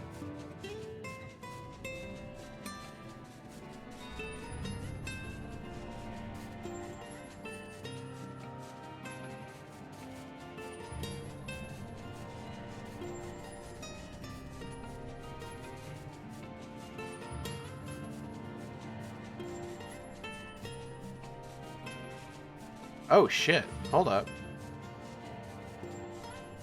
Let's fucking go. Perhaps let's fucking go, maybe? Walls of the Forgotten.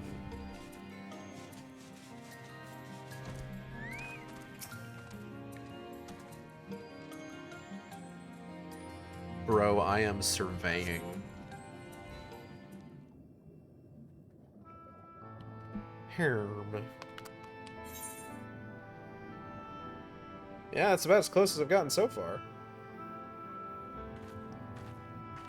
Hey girl, hey.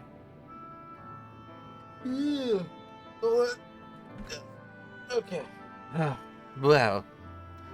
Aye, this is the mural writ large.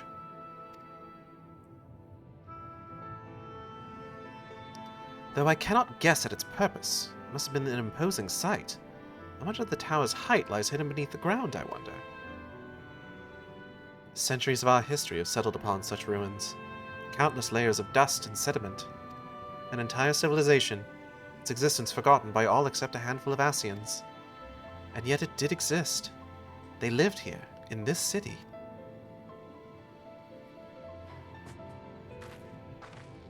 But let us focus on what we've learned thus far.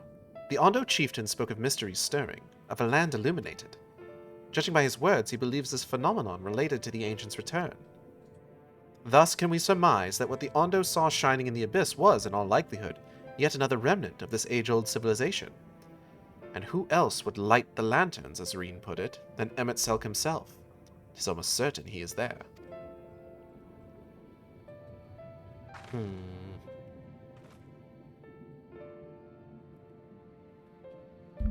What?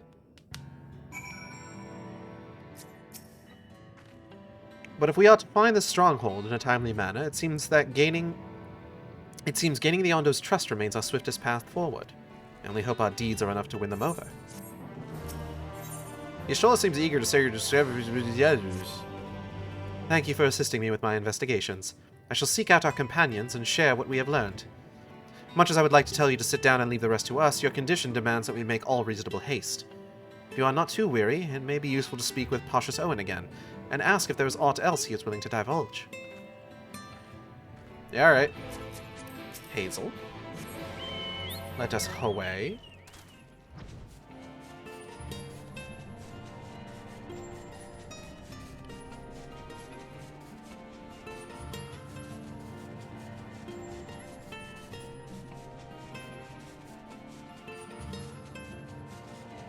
Ondo cups, Ondo cups.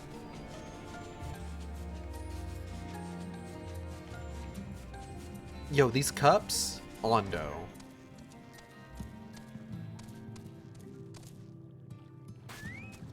Ow. Alexandria Ashbringer is a really good name.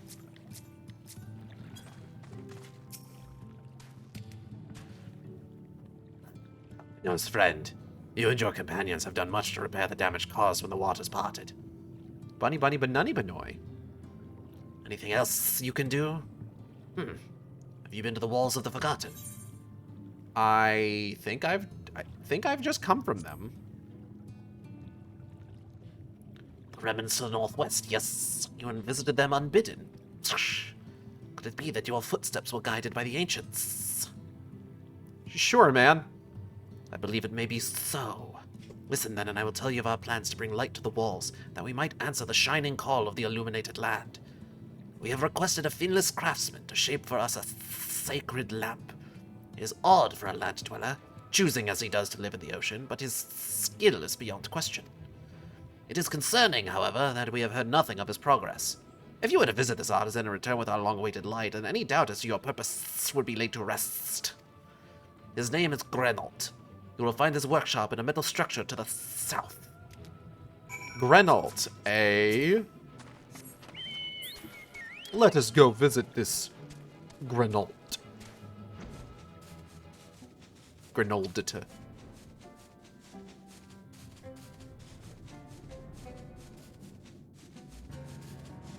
Gwenold.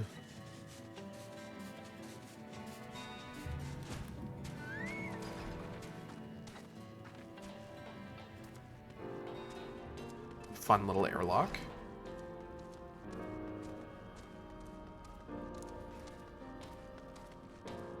Sup, fucker.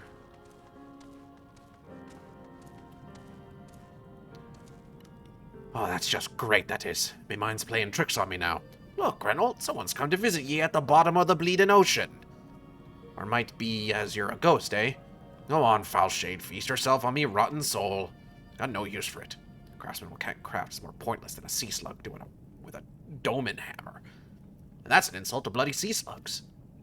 Grenault appears to be suffering from a crushing bout of self-doubt. Maybe you can help psych him up. I've got just the emote for you. Yeah.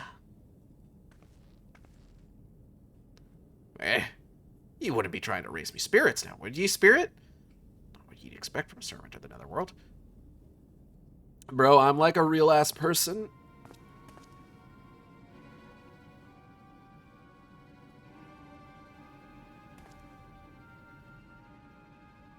You look familiar. Has it really come to this? Huh? What's that supposed to mean? Not impressed with what ye see, lass. Aye, well, I may have let myself go a bit. This was meant to be me underwater sanctuary, a place where I could concentrate on me work, far from the distractions of the outside world. And yet, here ye stand. What's so damned important that ye dive all the way down to the bottom of the bleeding tempest to bother me? Bro, have you looked outside, bunny? Oh, the Ondo's lamp. God's curse me, empty head. I've not so much as made a start. Hey man, it could be worse. You could be bald. I'm worth less than a sea slug. Nay, the slime left by a sea slug. Me delivery dates long past, me workbenches untouched. And I call myself a bleeding artisan. Ye've heard their beliefs, have ye? Bringing light to them ruins will be an act of deep religious and cultural significance. And it was my privilege as a craftsman to be tasked with providing a ritual instrument worthy of the occasion. But I just can't bloody well. Ah! Me mind's a bleeding blank. It's like I've pissed away me last drop of inspiration. Dude, get up off the floor, please. Tell me you've got summit to show me. Summit as'll give me a muse a right good kick up the arse. What?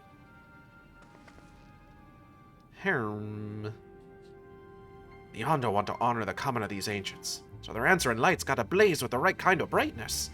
Like the spark of life caught in a crystal. Just being sparkly's not enough. It's got to dance with joy and sorrow and a sense of hardship endured. You know what I mean? I've got like 4 options for you. Your thoughts turn to the warriors of light from the first and the crystals you discovered at the ends of their journeys. Maybe Grenalt would find them inspiring. Ow.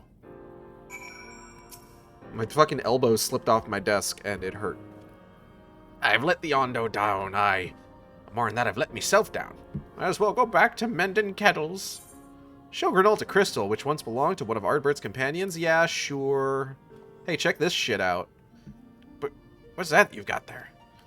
Such striking beauty. It shines with heartache and laughter and the transience of life, like the turmoil or history made manifest. Bro, it's a Jolly Rancher. Aye, I can see the brilliance of the crystal's legacy. Ah, you'd never capture such a gleam, not if ye labored 100 years. But bugger me if I don't mean to try. Where are me tools, gods damn ye? I must set to work before the feeling fades. The illuminated land. Grenalt is brimming with newfound inspiration. I can feel it. A vision forming in me mind. Step aside, lass, and let me itching hands get to work. Alright.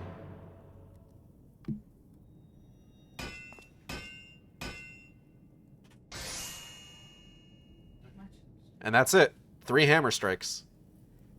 And done. That was quick. I've taken the wonders that crystal showed me and channeled them into a new shape, what befits the Ondo's spiritual character. Oh? Oh, yeah, that's pretty good. It's a pretty fucking sick lantern, actually. Not a bad job, if I do say so myself. And to think, I was this close to hanging up me hammer after studying the craft of them ancients. I've been across the length and breadth of Northrend and gobbled up every scrap of craft and wisdom that I could find. But no matter which technique I tried, me work was just no comparison. I couldn't even figure out how they put them damn buildings together. A mystery for the ages. That's what drew me here in the first place. I built me workshop, got the forges burning, and lost me bleeding will to craft. Thank the gods for the crystal of yours, or I might never have gotten it back. I won't pry into your business, but I reckon your little miracle there has been through the kind of journey they sing songs about. The echoes of the memory. It holds just speak directly to your heart. Sure, man. Aye, I can feel him coursing through me. The inspiration's not fading away. It's welling up stronger and stronger. Give me the chance, and I reckon I can weave the crystal saga into other things as well. But bugger me, I'd almost forgotten the Ondo's commission. If ye could drag that lamp over to Tolshis Ath for me, I'll stay here and dream up new armaments for ye to try. Bouquet.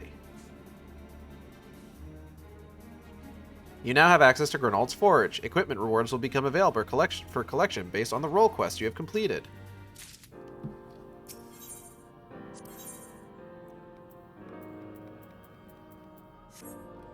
Okay.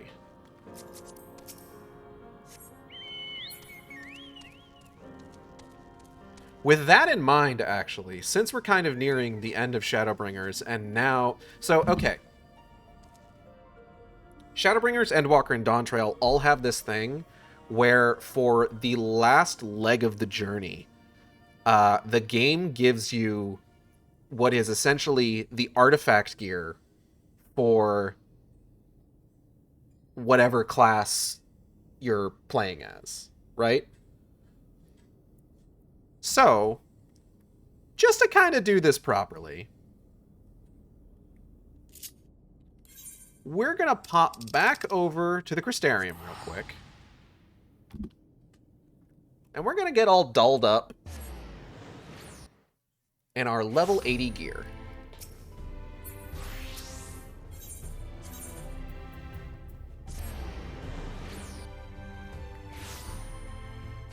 Just because it'd be fun.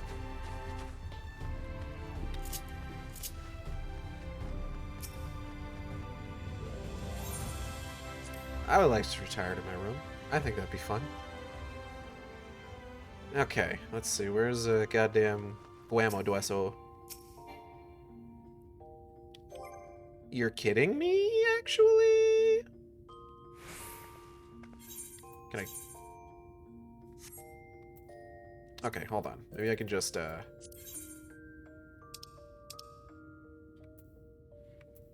Oh, this is gonna make this whole process, like, so much more fucking difficult. Hold up. Let's just suspend New Game Plus real quick.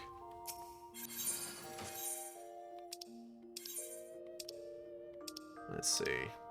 Which one is the one that I can replace?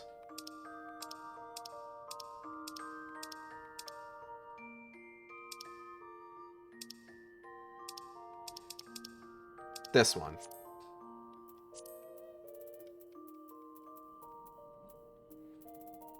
I think we gotta go all the way back up. Gun Boyko. Level 80.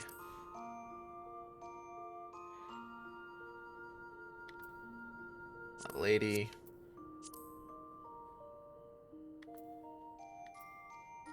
Level 80. Level 80.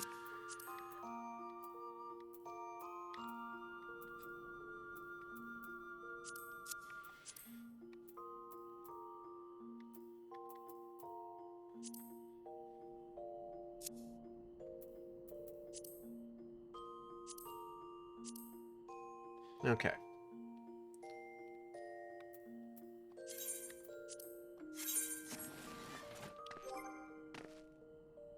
All right. Resume New Game Plus.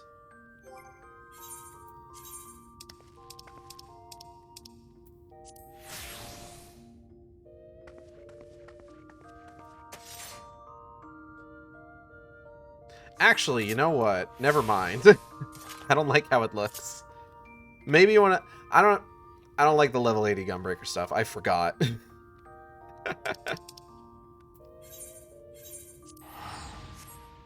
Maybe in either Endwalker or Dawntrail will fucks with the artifact gear.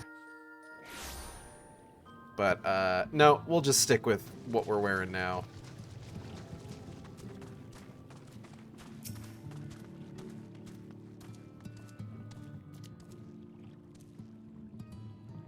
What is that you have there? Fucked up lamp. Sacred lamp. The Windless One has kept his promise. My people tell me of the many deeds you have performed in the name of aiding the Cups. And now you come to me, bearing the light that we had almost surrendered hope of ever seeing. We can doubt your purity no longer. Your arrival was the will of the ancients. Yes, the time for fear has passed. We shall take the lamp and unveil its austere illumination upon the walls of the Forgotten. Gather there with your companions, and we shall speak again once our prayers have been offered. Bouquet. Ooh, cutscene? This one seems voiced.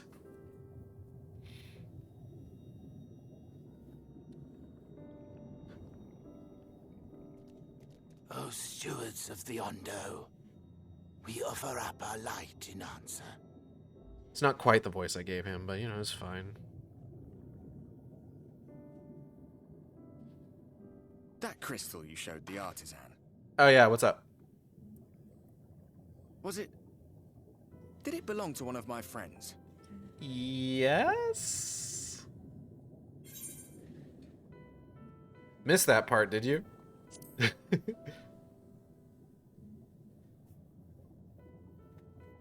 I tried to give you a measure of privacy. No one wants a spirit looking over their shoulder every moment of the day. I do appreciate that. So Thank tell you. me, if you would, how did you come across that crystal?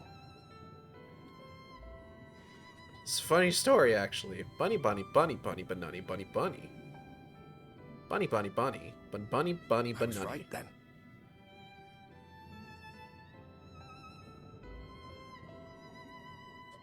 Strange that I should learn such things now, after they're long gone.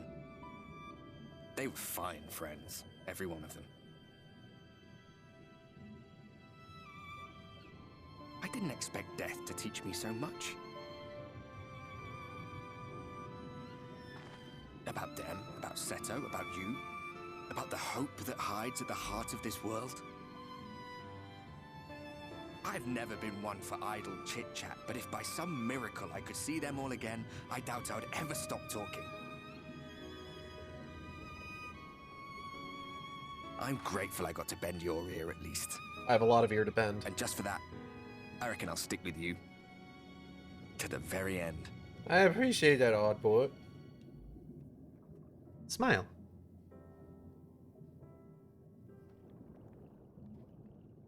Apologies, we were a little late to the gathering. No worries. I was talking to my ghost friend. What? It seems we succeeded in gaining their trust.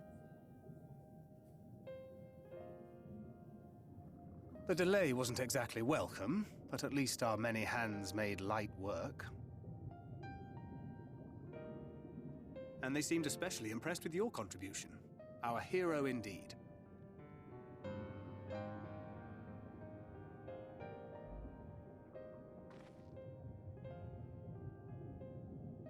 Y'shtola was telling us those structures may date back to the age of the Ascians. Yeah, dog.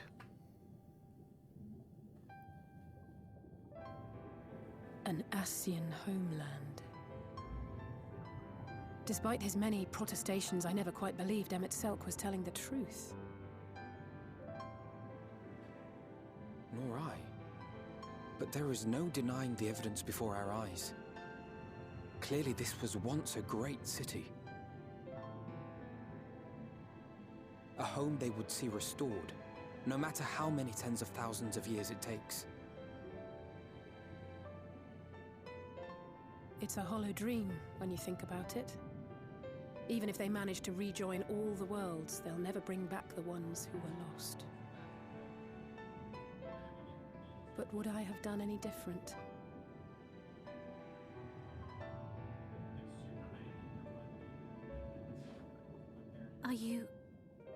How are you feeling? I'm alright.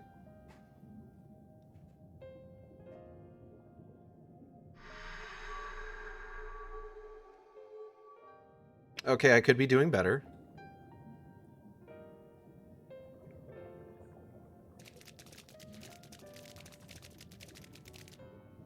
You have completed your devotions? The wet slapping as the Ondo approach. Yes.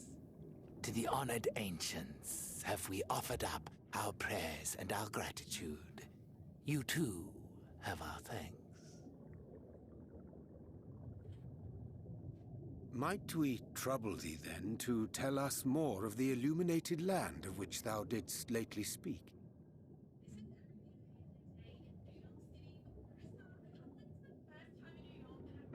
To the west of here lies a great trench. Some days ago, a light appeared in that endless darkness. I love a good trench. Curious, we ventured closer and discovered in the depths an entire city. Fucked up.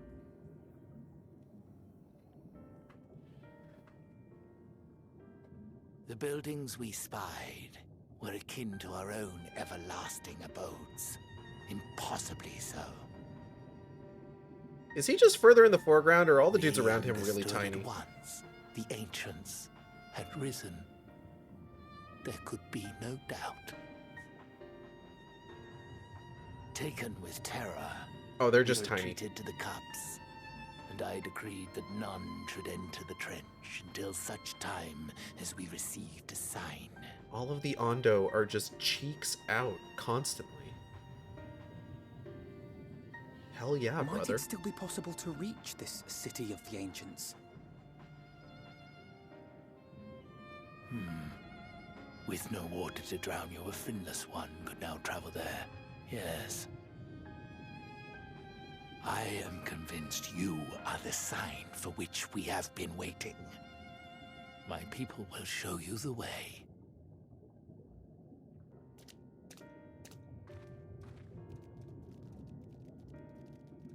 Cool. Shall we? I see why not. What's up, hun? Can I rotate a wife? Yeah, sure. Let me just wait till a moment where I can take a moment. Right. Hold on, I muted myself too early. I'm gonna be right back. I gotta go turn my wife like a rotisserie chicken. One moment. I think if you had to power scale the various breads that Subway offers, the Italian herbs and cheese is probably the strongest one they have. All right, let's go ahead and continue. There is a location that is kind of my goal to get to on this stream. If you know kind of like where things are going already, if you're already familiar with Shadowbringers, then my use of Hydrosity Zone, as well as the fact that I talked about Bioshock right out the gate on this stream, should be hints as to where I'm planning to stop the stream. Ondo Guide. The chieftain has bid me guide your steps to the illuminated land. Yes, this is my real voice. Come, the way lies downwards. Follow the path of coral and rock and join your comrades below. Goodbye.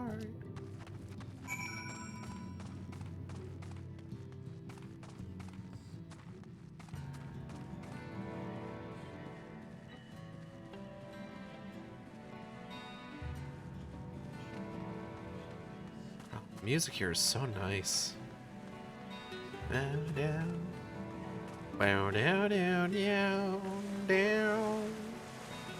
Don't touch that one. It's gonna shoot me up to the top of the thing I just walked down to get here. That wouldn't be real good. Okay. Sup, fuckers? We're on our way at last. Seems far darker down here, but I'll not start at a few shadows. We are moving as a group, yes? Alpha no scared of dark confirmed. If Emmett Selk is in that trench, then we'll have to assume he's not swimming in salt water. I don't want to suddenly find ourselves at the edge of Bismarck's bubble with no air to breathe. Ali say you and I will be fine. What are you talking about? You have everything you need. If that artisan fellow is as skilled as they say, then you may wish to avail yourself of his services ere we press on. Yeah, I'm gonna be fine. Emmett Selk hath made himself difficult to reach, yet every step we take bringeth us nearer to his stronghold. Let us not linger, lest the Exarch suffer for our late arrival. Meeting the Ondo was fascinating. They live just like us in some ways, but act completely different in others. The way they think, the way they play. I'd love to come back here and learn more about their culture. Well, they don't last that long, I wonder. Well, this is a persistent area, so yeah. During the time I've spent helping the Ondo, I've been introduced to quite a few of the local varieties of sea life. Although sea monsters is mayhap the more apt term. Probably best to avoid them if we can. All are gathered, yes, and I shall describe the path you must take. Into the cavern beyond and follow the wall down and down and down. Once at the bottom, find a passage to the northwest, then continue west and west and west. The way is not simple. Keep your friends within shouting distance and do not stray into the deep. Just before the journey's end, you will find the Caliban Gap and the barrier we placed at its mouth. This obstacle will fade should you raise a hand towards it. We have made it so. A most succinct explanation. We thank you for your guidance. Right. Deeper into the depths we go.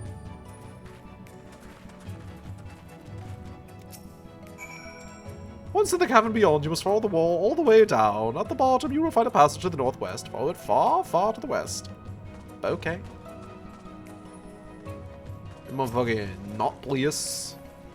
I'm gonna sneeze. Woo! So do I just... Oh, Reen.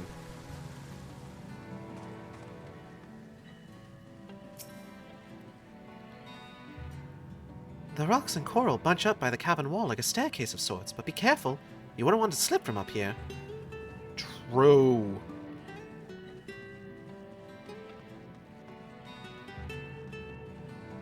Times like this where, like, you're traveling with the scions on, like, the critical path, it can actually be good just to kind of, like, walk along the intended pathway, just because sometimes you just find them hanging out along the route, and you can talk to them, and they're just like, hey, what's up? Shit's weird, ain't it? You're just like, yeah, man. Down, down, down to the bottom of the sea. Where we'll hang with SpongeBob and his pal Gary. Favorite. I'd wager these bursts of water could carry you clear to the top again. Not that I'm eager to try it.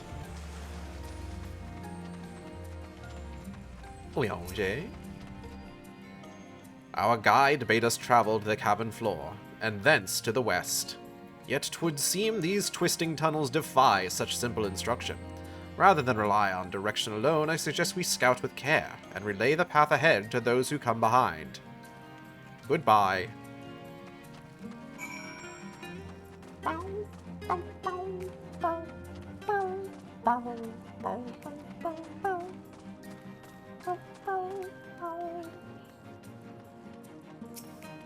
Sup, fucker? Ishtola hath forged ahead. Shall we continue on our own advance? Yeah, dog. What else we gonna do? Stop? I think not. Hey girl, hey, how you doing? The rock drops off sharply here, but I should think this coral thick enough to serve as a bridge. Yo, this coral's squishy. Oh, I don't like the noise that's making when I step on it. Oh, I gotta get off this as soon as I possibly can. The Caliban Gorge. That is not a sea anemone. That's some kind of fucked up thing. This looks like a ruined ship. That's neat. I love finding like little things in like the design of the environments. Like, look at this. This is cool as hell. What the fuck? Fuck off with this. That's fucking sick. Ah, Alphino. Oh boy, more squishy coral to walk on. Exactly what I wanted. Ah, hi Geld. You have a choice of two routes from here. You can either take the long way to the south along the rocks, or skip along this coral branch as Alice has done. I, for one, shall be following my sister's example. Ahem.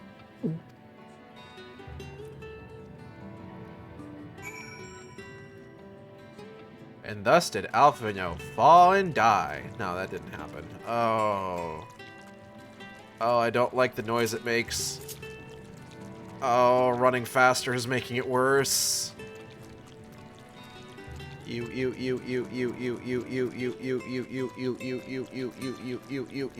Gross. Alphino, that was a horrible experience. Phew. Not to it. Alice has already gone ahead. We should catch up to her. Good plan. I hope I don't have to walk on any more coral branches. That would suck.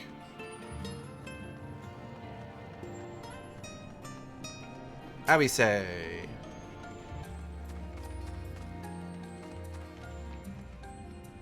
There you are. Come on, I think I found the tunnel we were looking for.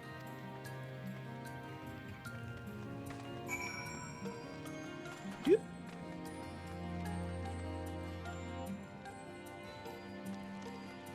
Nope, not up here. Hold on. Ooh, that is a drop.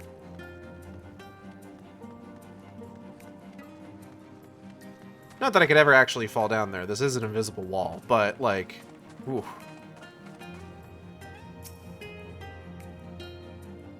That's a fucked up looking stingray. Hey, who's that guy? Gilshus Ath Swiftclaw. Yeah, let's not. I don't want to. He seems like he's just minding his own fucking business. Who give a shit? Ooh, big force field.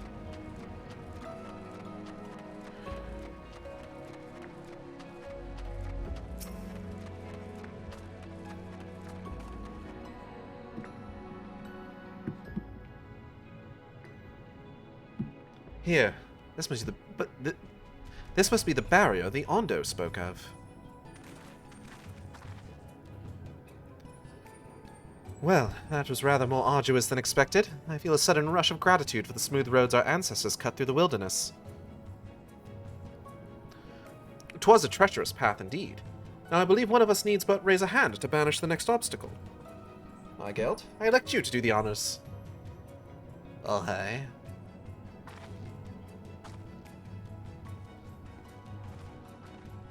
Whoa! Hand be upon ye.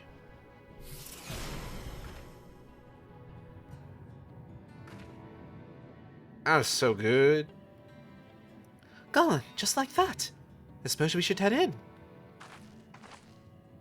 Uh-huh. Uh-huh.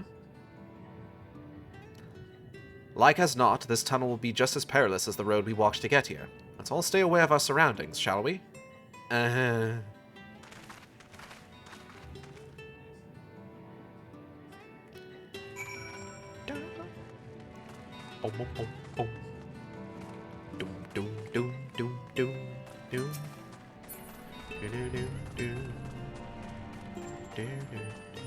Oh, these guys wiggling. These guys wiggling violently. Thank. Nay, I do not want to chance that leap. Hugging the northern wall on the way down seems the wiser proposition. I could make that. I won't. That is a very long drop. Please, no heroic jumps over the edge, Eigeld. I don't think my heart could take it. It would be fine. I won't do it, though. But, like, I'd be fine, for the record. Just so everybody knows. I'd be okay.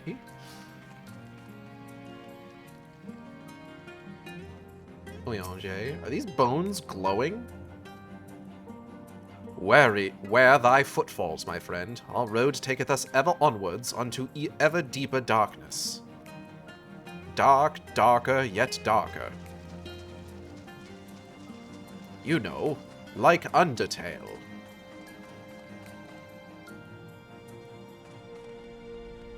Da, da, da, da. Yeah, these bones glowing. Interesting. What could it mean?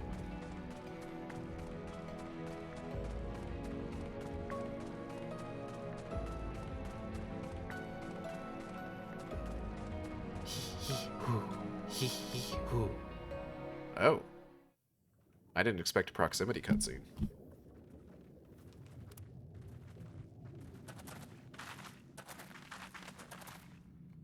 By the gods.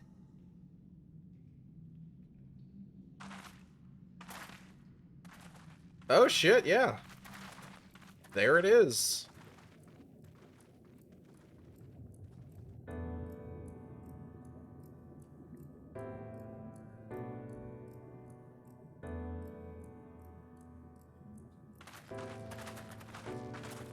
The Ondo spoke of a city. I did not think they meant an actual city. I would be very curious as to what you thought they meant, actually.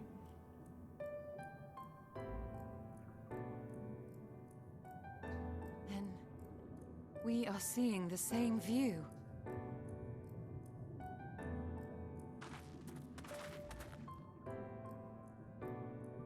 The remnants in the Ondo settlement were solid material structures.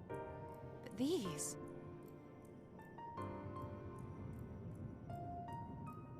everything here pulses with ether. 'Tis an enchantment on a monumental scale. Damn. Fucked up.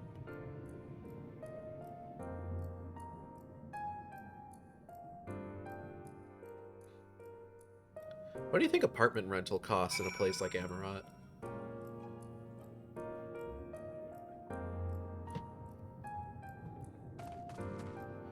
So, party people in the place to be. How we feeling, Ollie say? When the chieftain spoke of lights shining from the abyss, this is not at all what I imagined. How would Emmett Selk do this? Emmett Selk holds... Emmett Selk holds the Exarch captive somewhere within that vast city. Yet even if we must search every alleyway, we will find them. One cannot blame the Ondo for fleeing the spectacle of these brooding edifices. We, however, have not the luxury of fear.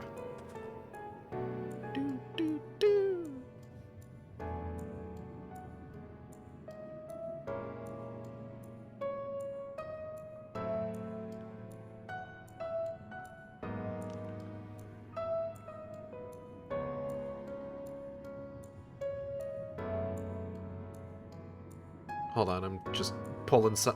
I have to pull something up real quick.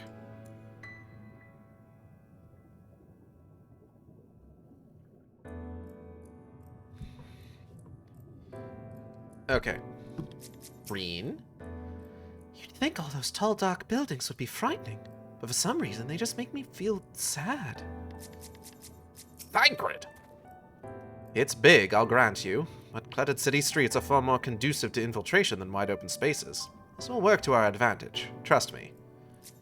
Sure, man. Let's wait until we get down to the city streets before you start making any claims like that. Eigelt, did you note the style of the architecture? 'Tis the same used for the remnants at the cups and the murals painted towers. Look closely. Emmett Selk has not simply reclaimed these ruins. He has layered the semblance of an entire city upon them. Gods, the magnitude of this artifice is staggering. Though it pains me to admit, we do not fully understand the feats of which an old-world Ascian is capable. We have found our destination, but how to descend into the city itself? Alice, do you have any ideas? It's intimidating, yes, but we have to start somewhere. Why don't we have a closer look at that tower to the southeast? We might be able to reach it from the edge of the trench. Okay.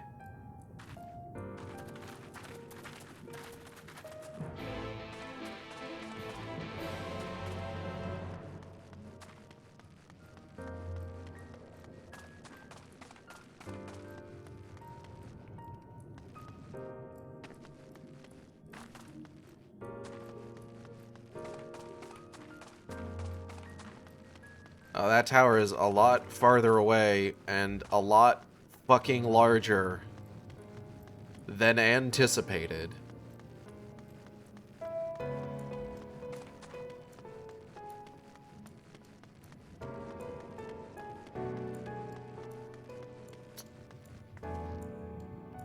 Yeah, this place big.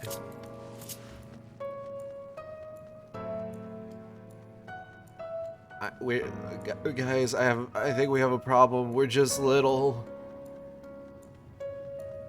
Guys, we are just little. Imposing doors. Fuck my life, they sure are.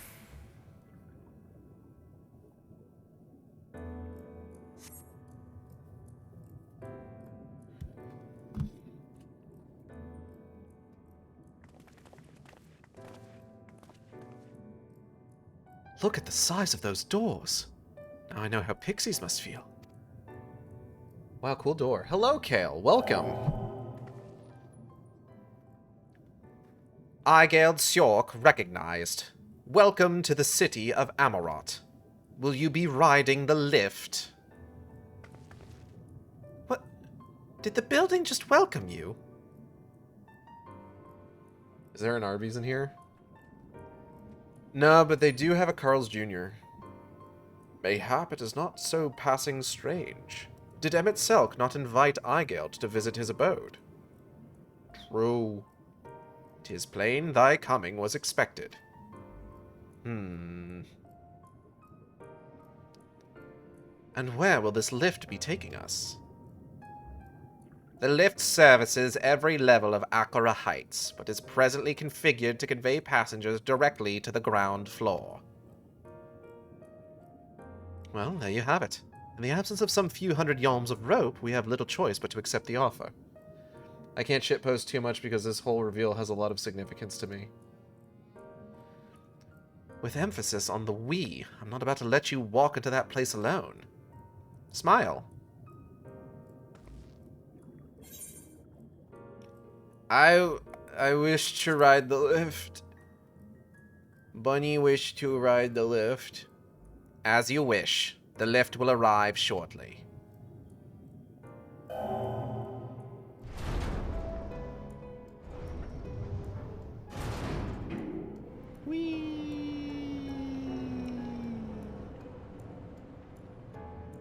Ka-chunk. Next stop, ground floor. Facilities include the Bureau of the Administrator, the Bureau of the Architect, and the Capitol. The way you said I wish to ride the lift gauge, you're talking to an elevator, not this. Leave me alone? I am inhabiting the role? If mine eyes do not deceive, we stand in some manner of communal square. Just a moment. I thought I saw something. Each of these towers seems a veritable city in itself. Even a Gigas would feel inadequate in such surroundings. Seems peaceful enough, he said, tempting fate. I just can't believe how tall everything is. No, Reen, you're just short.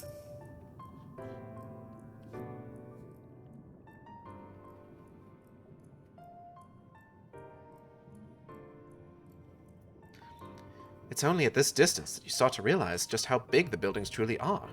What did the voice call the city? Amarot? Look, over there. Oh. Big person. Is that a person?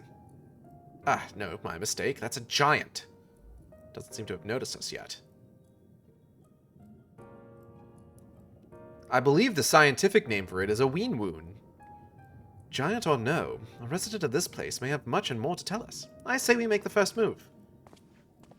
Alpha, no, you can't just... Ugh.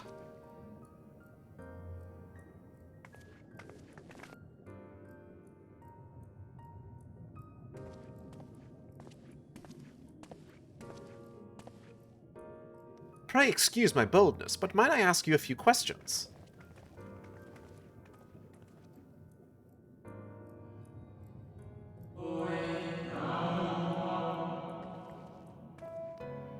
Oh, what adorable costumes. Are you children on an excursion? This district has much to teach you. How odd.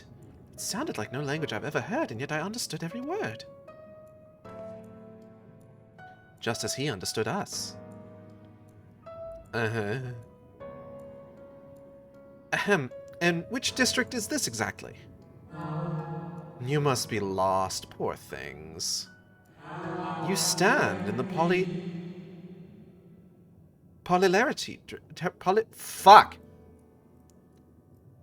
Polyamory district. Polylarite district, wherein lie the institutions most vital to the management of our star.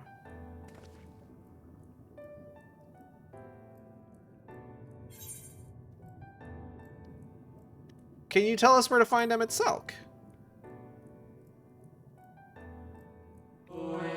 Ah, I see. You've come to marvel at the workings of the Convocation of 14. Hardly surprising, I suppose. The whole world holds its breath as the final days draw near, and our brightest minds race to implement their plans. Thus, you must understand that gaining an audience at this time will be next to impossible. You should hurry home now, or your families begin to worry. Do you need me to walk you back? No, thank you. We will be fine.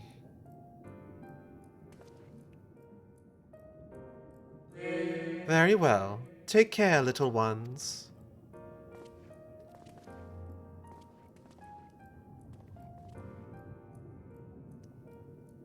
Oh. Huh. What was that all about? To my eyes, these people appear as arcane entities. I suspect Emmett Selk wove them from ether, much as he reconstructed the rest of the city. The final days.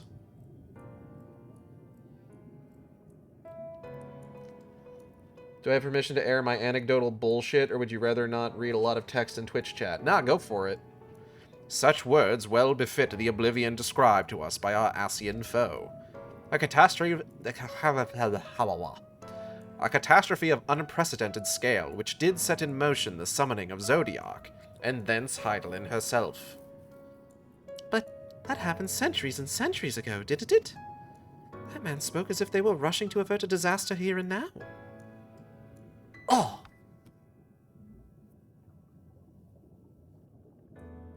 Unless, for these people, the distant past is the here and now. Aha. I believe thou hast the right of it, Master Alphino. This ethereal Amarot and its residents appear to be phantoms of a different age. Actually, no, I don't want it to be in the VOD. Fair enough. Emmett Selk hath resurrected a memory, a moment in time from before the star was sundered. Fucked up if true. So, we find ourselves in a long-destroyed city inhabited by the long-departed. An unusual situation, to be sure, but at least we're able to parley with these ancients. So, subject change. How did you feel your first time getting here? That's a good question. I don't really remember it too well. Fucking cool as hell. I think I got here, I'm just like, I built Rapture. This is what got, this is honestly, this is why I was like thinking about, this is most of the reason I was talking about BioShock earlier, because I knew we were going to be getting to Amarot today. No, it's cool as hell. There's a lot of really neat stuff about Amarot. My favorite is an NPC that we're going to be meeting. Why that NPC is able to like speak frankly with us and everything, that I think is interesting because it says a lot about the way that Ancient's magic works, the like creation magics, as well as Emmett Selk's like own like I guess mental state at this point in the game. In fact, they seem downright eager to chat. I say we use this to our advantage. Split up, strike up some conversations, and see if we can't learn the location of our quarry. And while we're at it, it wouldn't hurt to wheedle out a few more details regarding this Convocation of 14 and their impending disaster. Okay. Okay. To mingling, then. Let's meet back here, where our jaws start aching.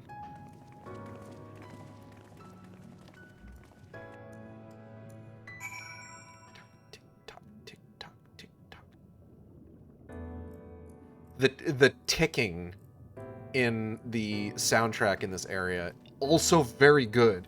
Sending you things in Discord, feel free to ignore them until the end of stream, or like, IDK if you get a break. I mean, we're almost done. It's probably going to be once we finish this particular quest that we're going to call it a day. Hey, so you know what? I don't hear the ticking.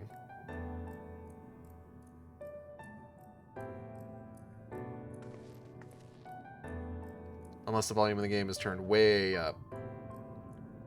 Oh. So do you hear it, like, right now?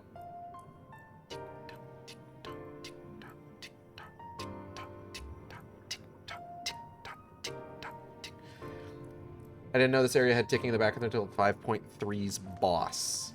Nope. Fucked up.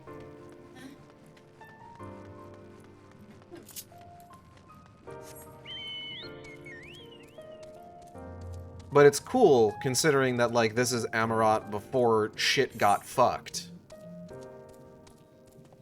So it's kind of like a doomsday clock, almost, you know? A doomsday.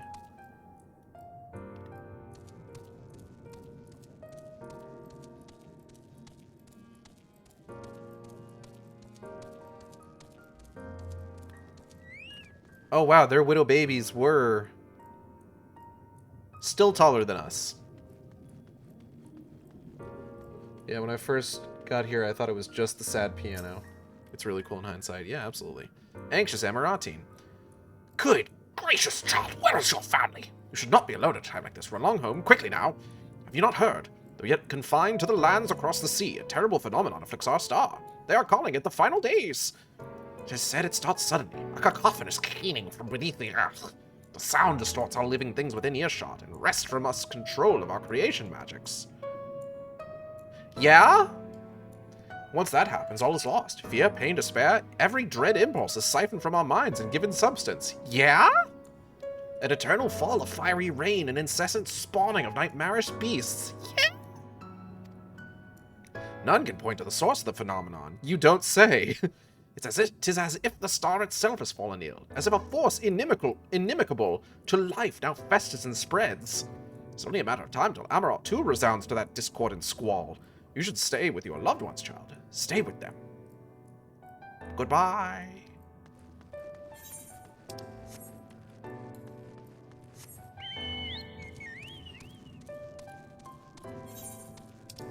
Foreshadowing is a literary device, by the way.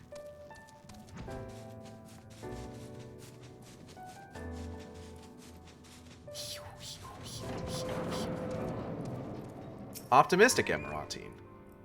Huh? 'Twould seem the hall is host to a most precocious visitor this day. And what, pray tell, shall be the subject of our discussion, young one? Bunny Banoy? Ah, their convocation and their handling of the coming peril. 'Tis only natural that you should have questions. Shall we begin with the members themselves? As all know, the 14 are the wisest and most puissant among us. They're the stewards of order, responsible for decisions which keep the star turning season after season. Be it the speaker, a Haboya, or the emissary, Elgibus. Each seat is occupied by an elected sage of surpassing intellect. Lawgrief, Meitai, Emissary. Their individual titles have, as a gesture of respect and a matter of tradition, become synonymous with their incumbents. Thus it is with great incredulity that I greet this recent rumor that a seat in the convocation is soon to be left vacant. Fucked up. Wonder who that could be. If proven true, 'twould be an unprecedented development and testament to the immense pressure under which our saviors are toiling. In any event, I for one am confident they shall deliver our star unto salvation. But not to Delphon. Fuck that guy. Is that one of the ones that we don't know what's happened to them yet? I always forget which ones we just straight up do not know what's going on with them.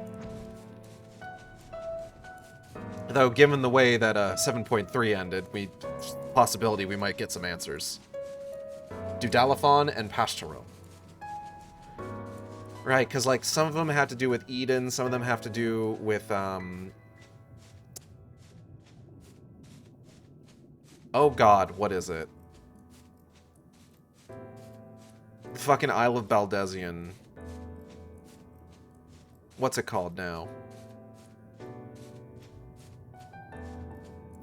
Some of them had to do with the Void, and then others we've just killed over time. Eureka, that's it.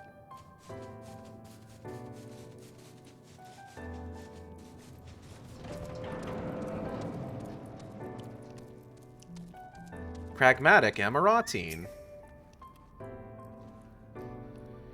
An audience with Emmett Selk? I'm afraid you have the wrong office, little one. And besides, he'll be far too busy to field the questions of curious children. They call it that because that's the noise you make when you remember what it's called.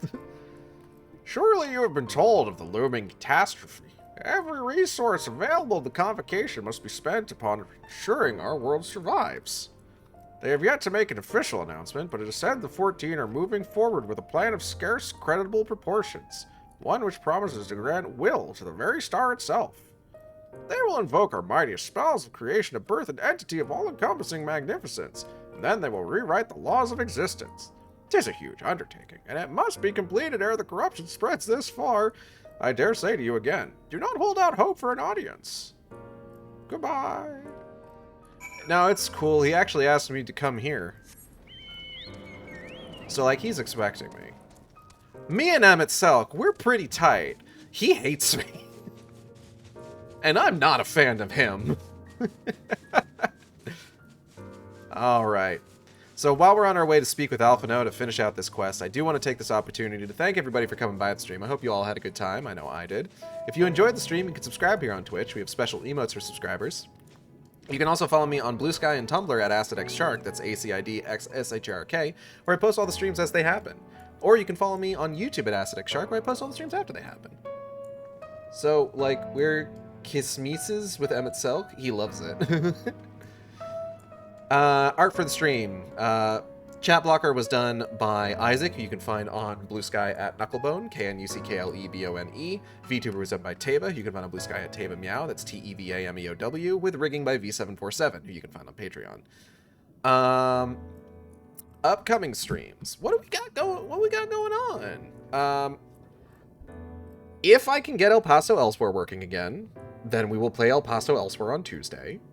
If I can't, then, well, I got demos. I got demos for days. We're going to check out some demos. That's what's going to happen. But then, later in the week, we're going to be preempting any and all future streams until our work is done. Because we're going to be doing Silent Hill F. I'm so excited. It's getting fantastic reviews.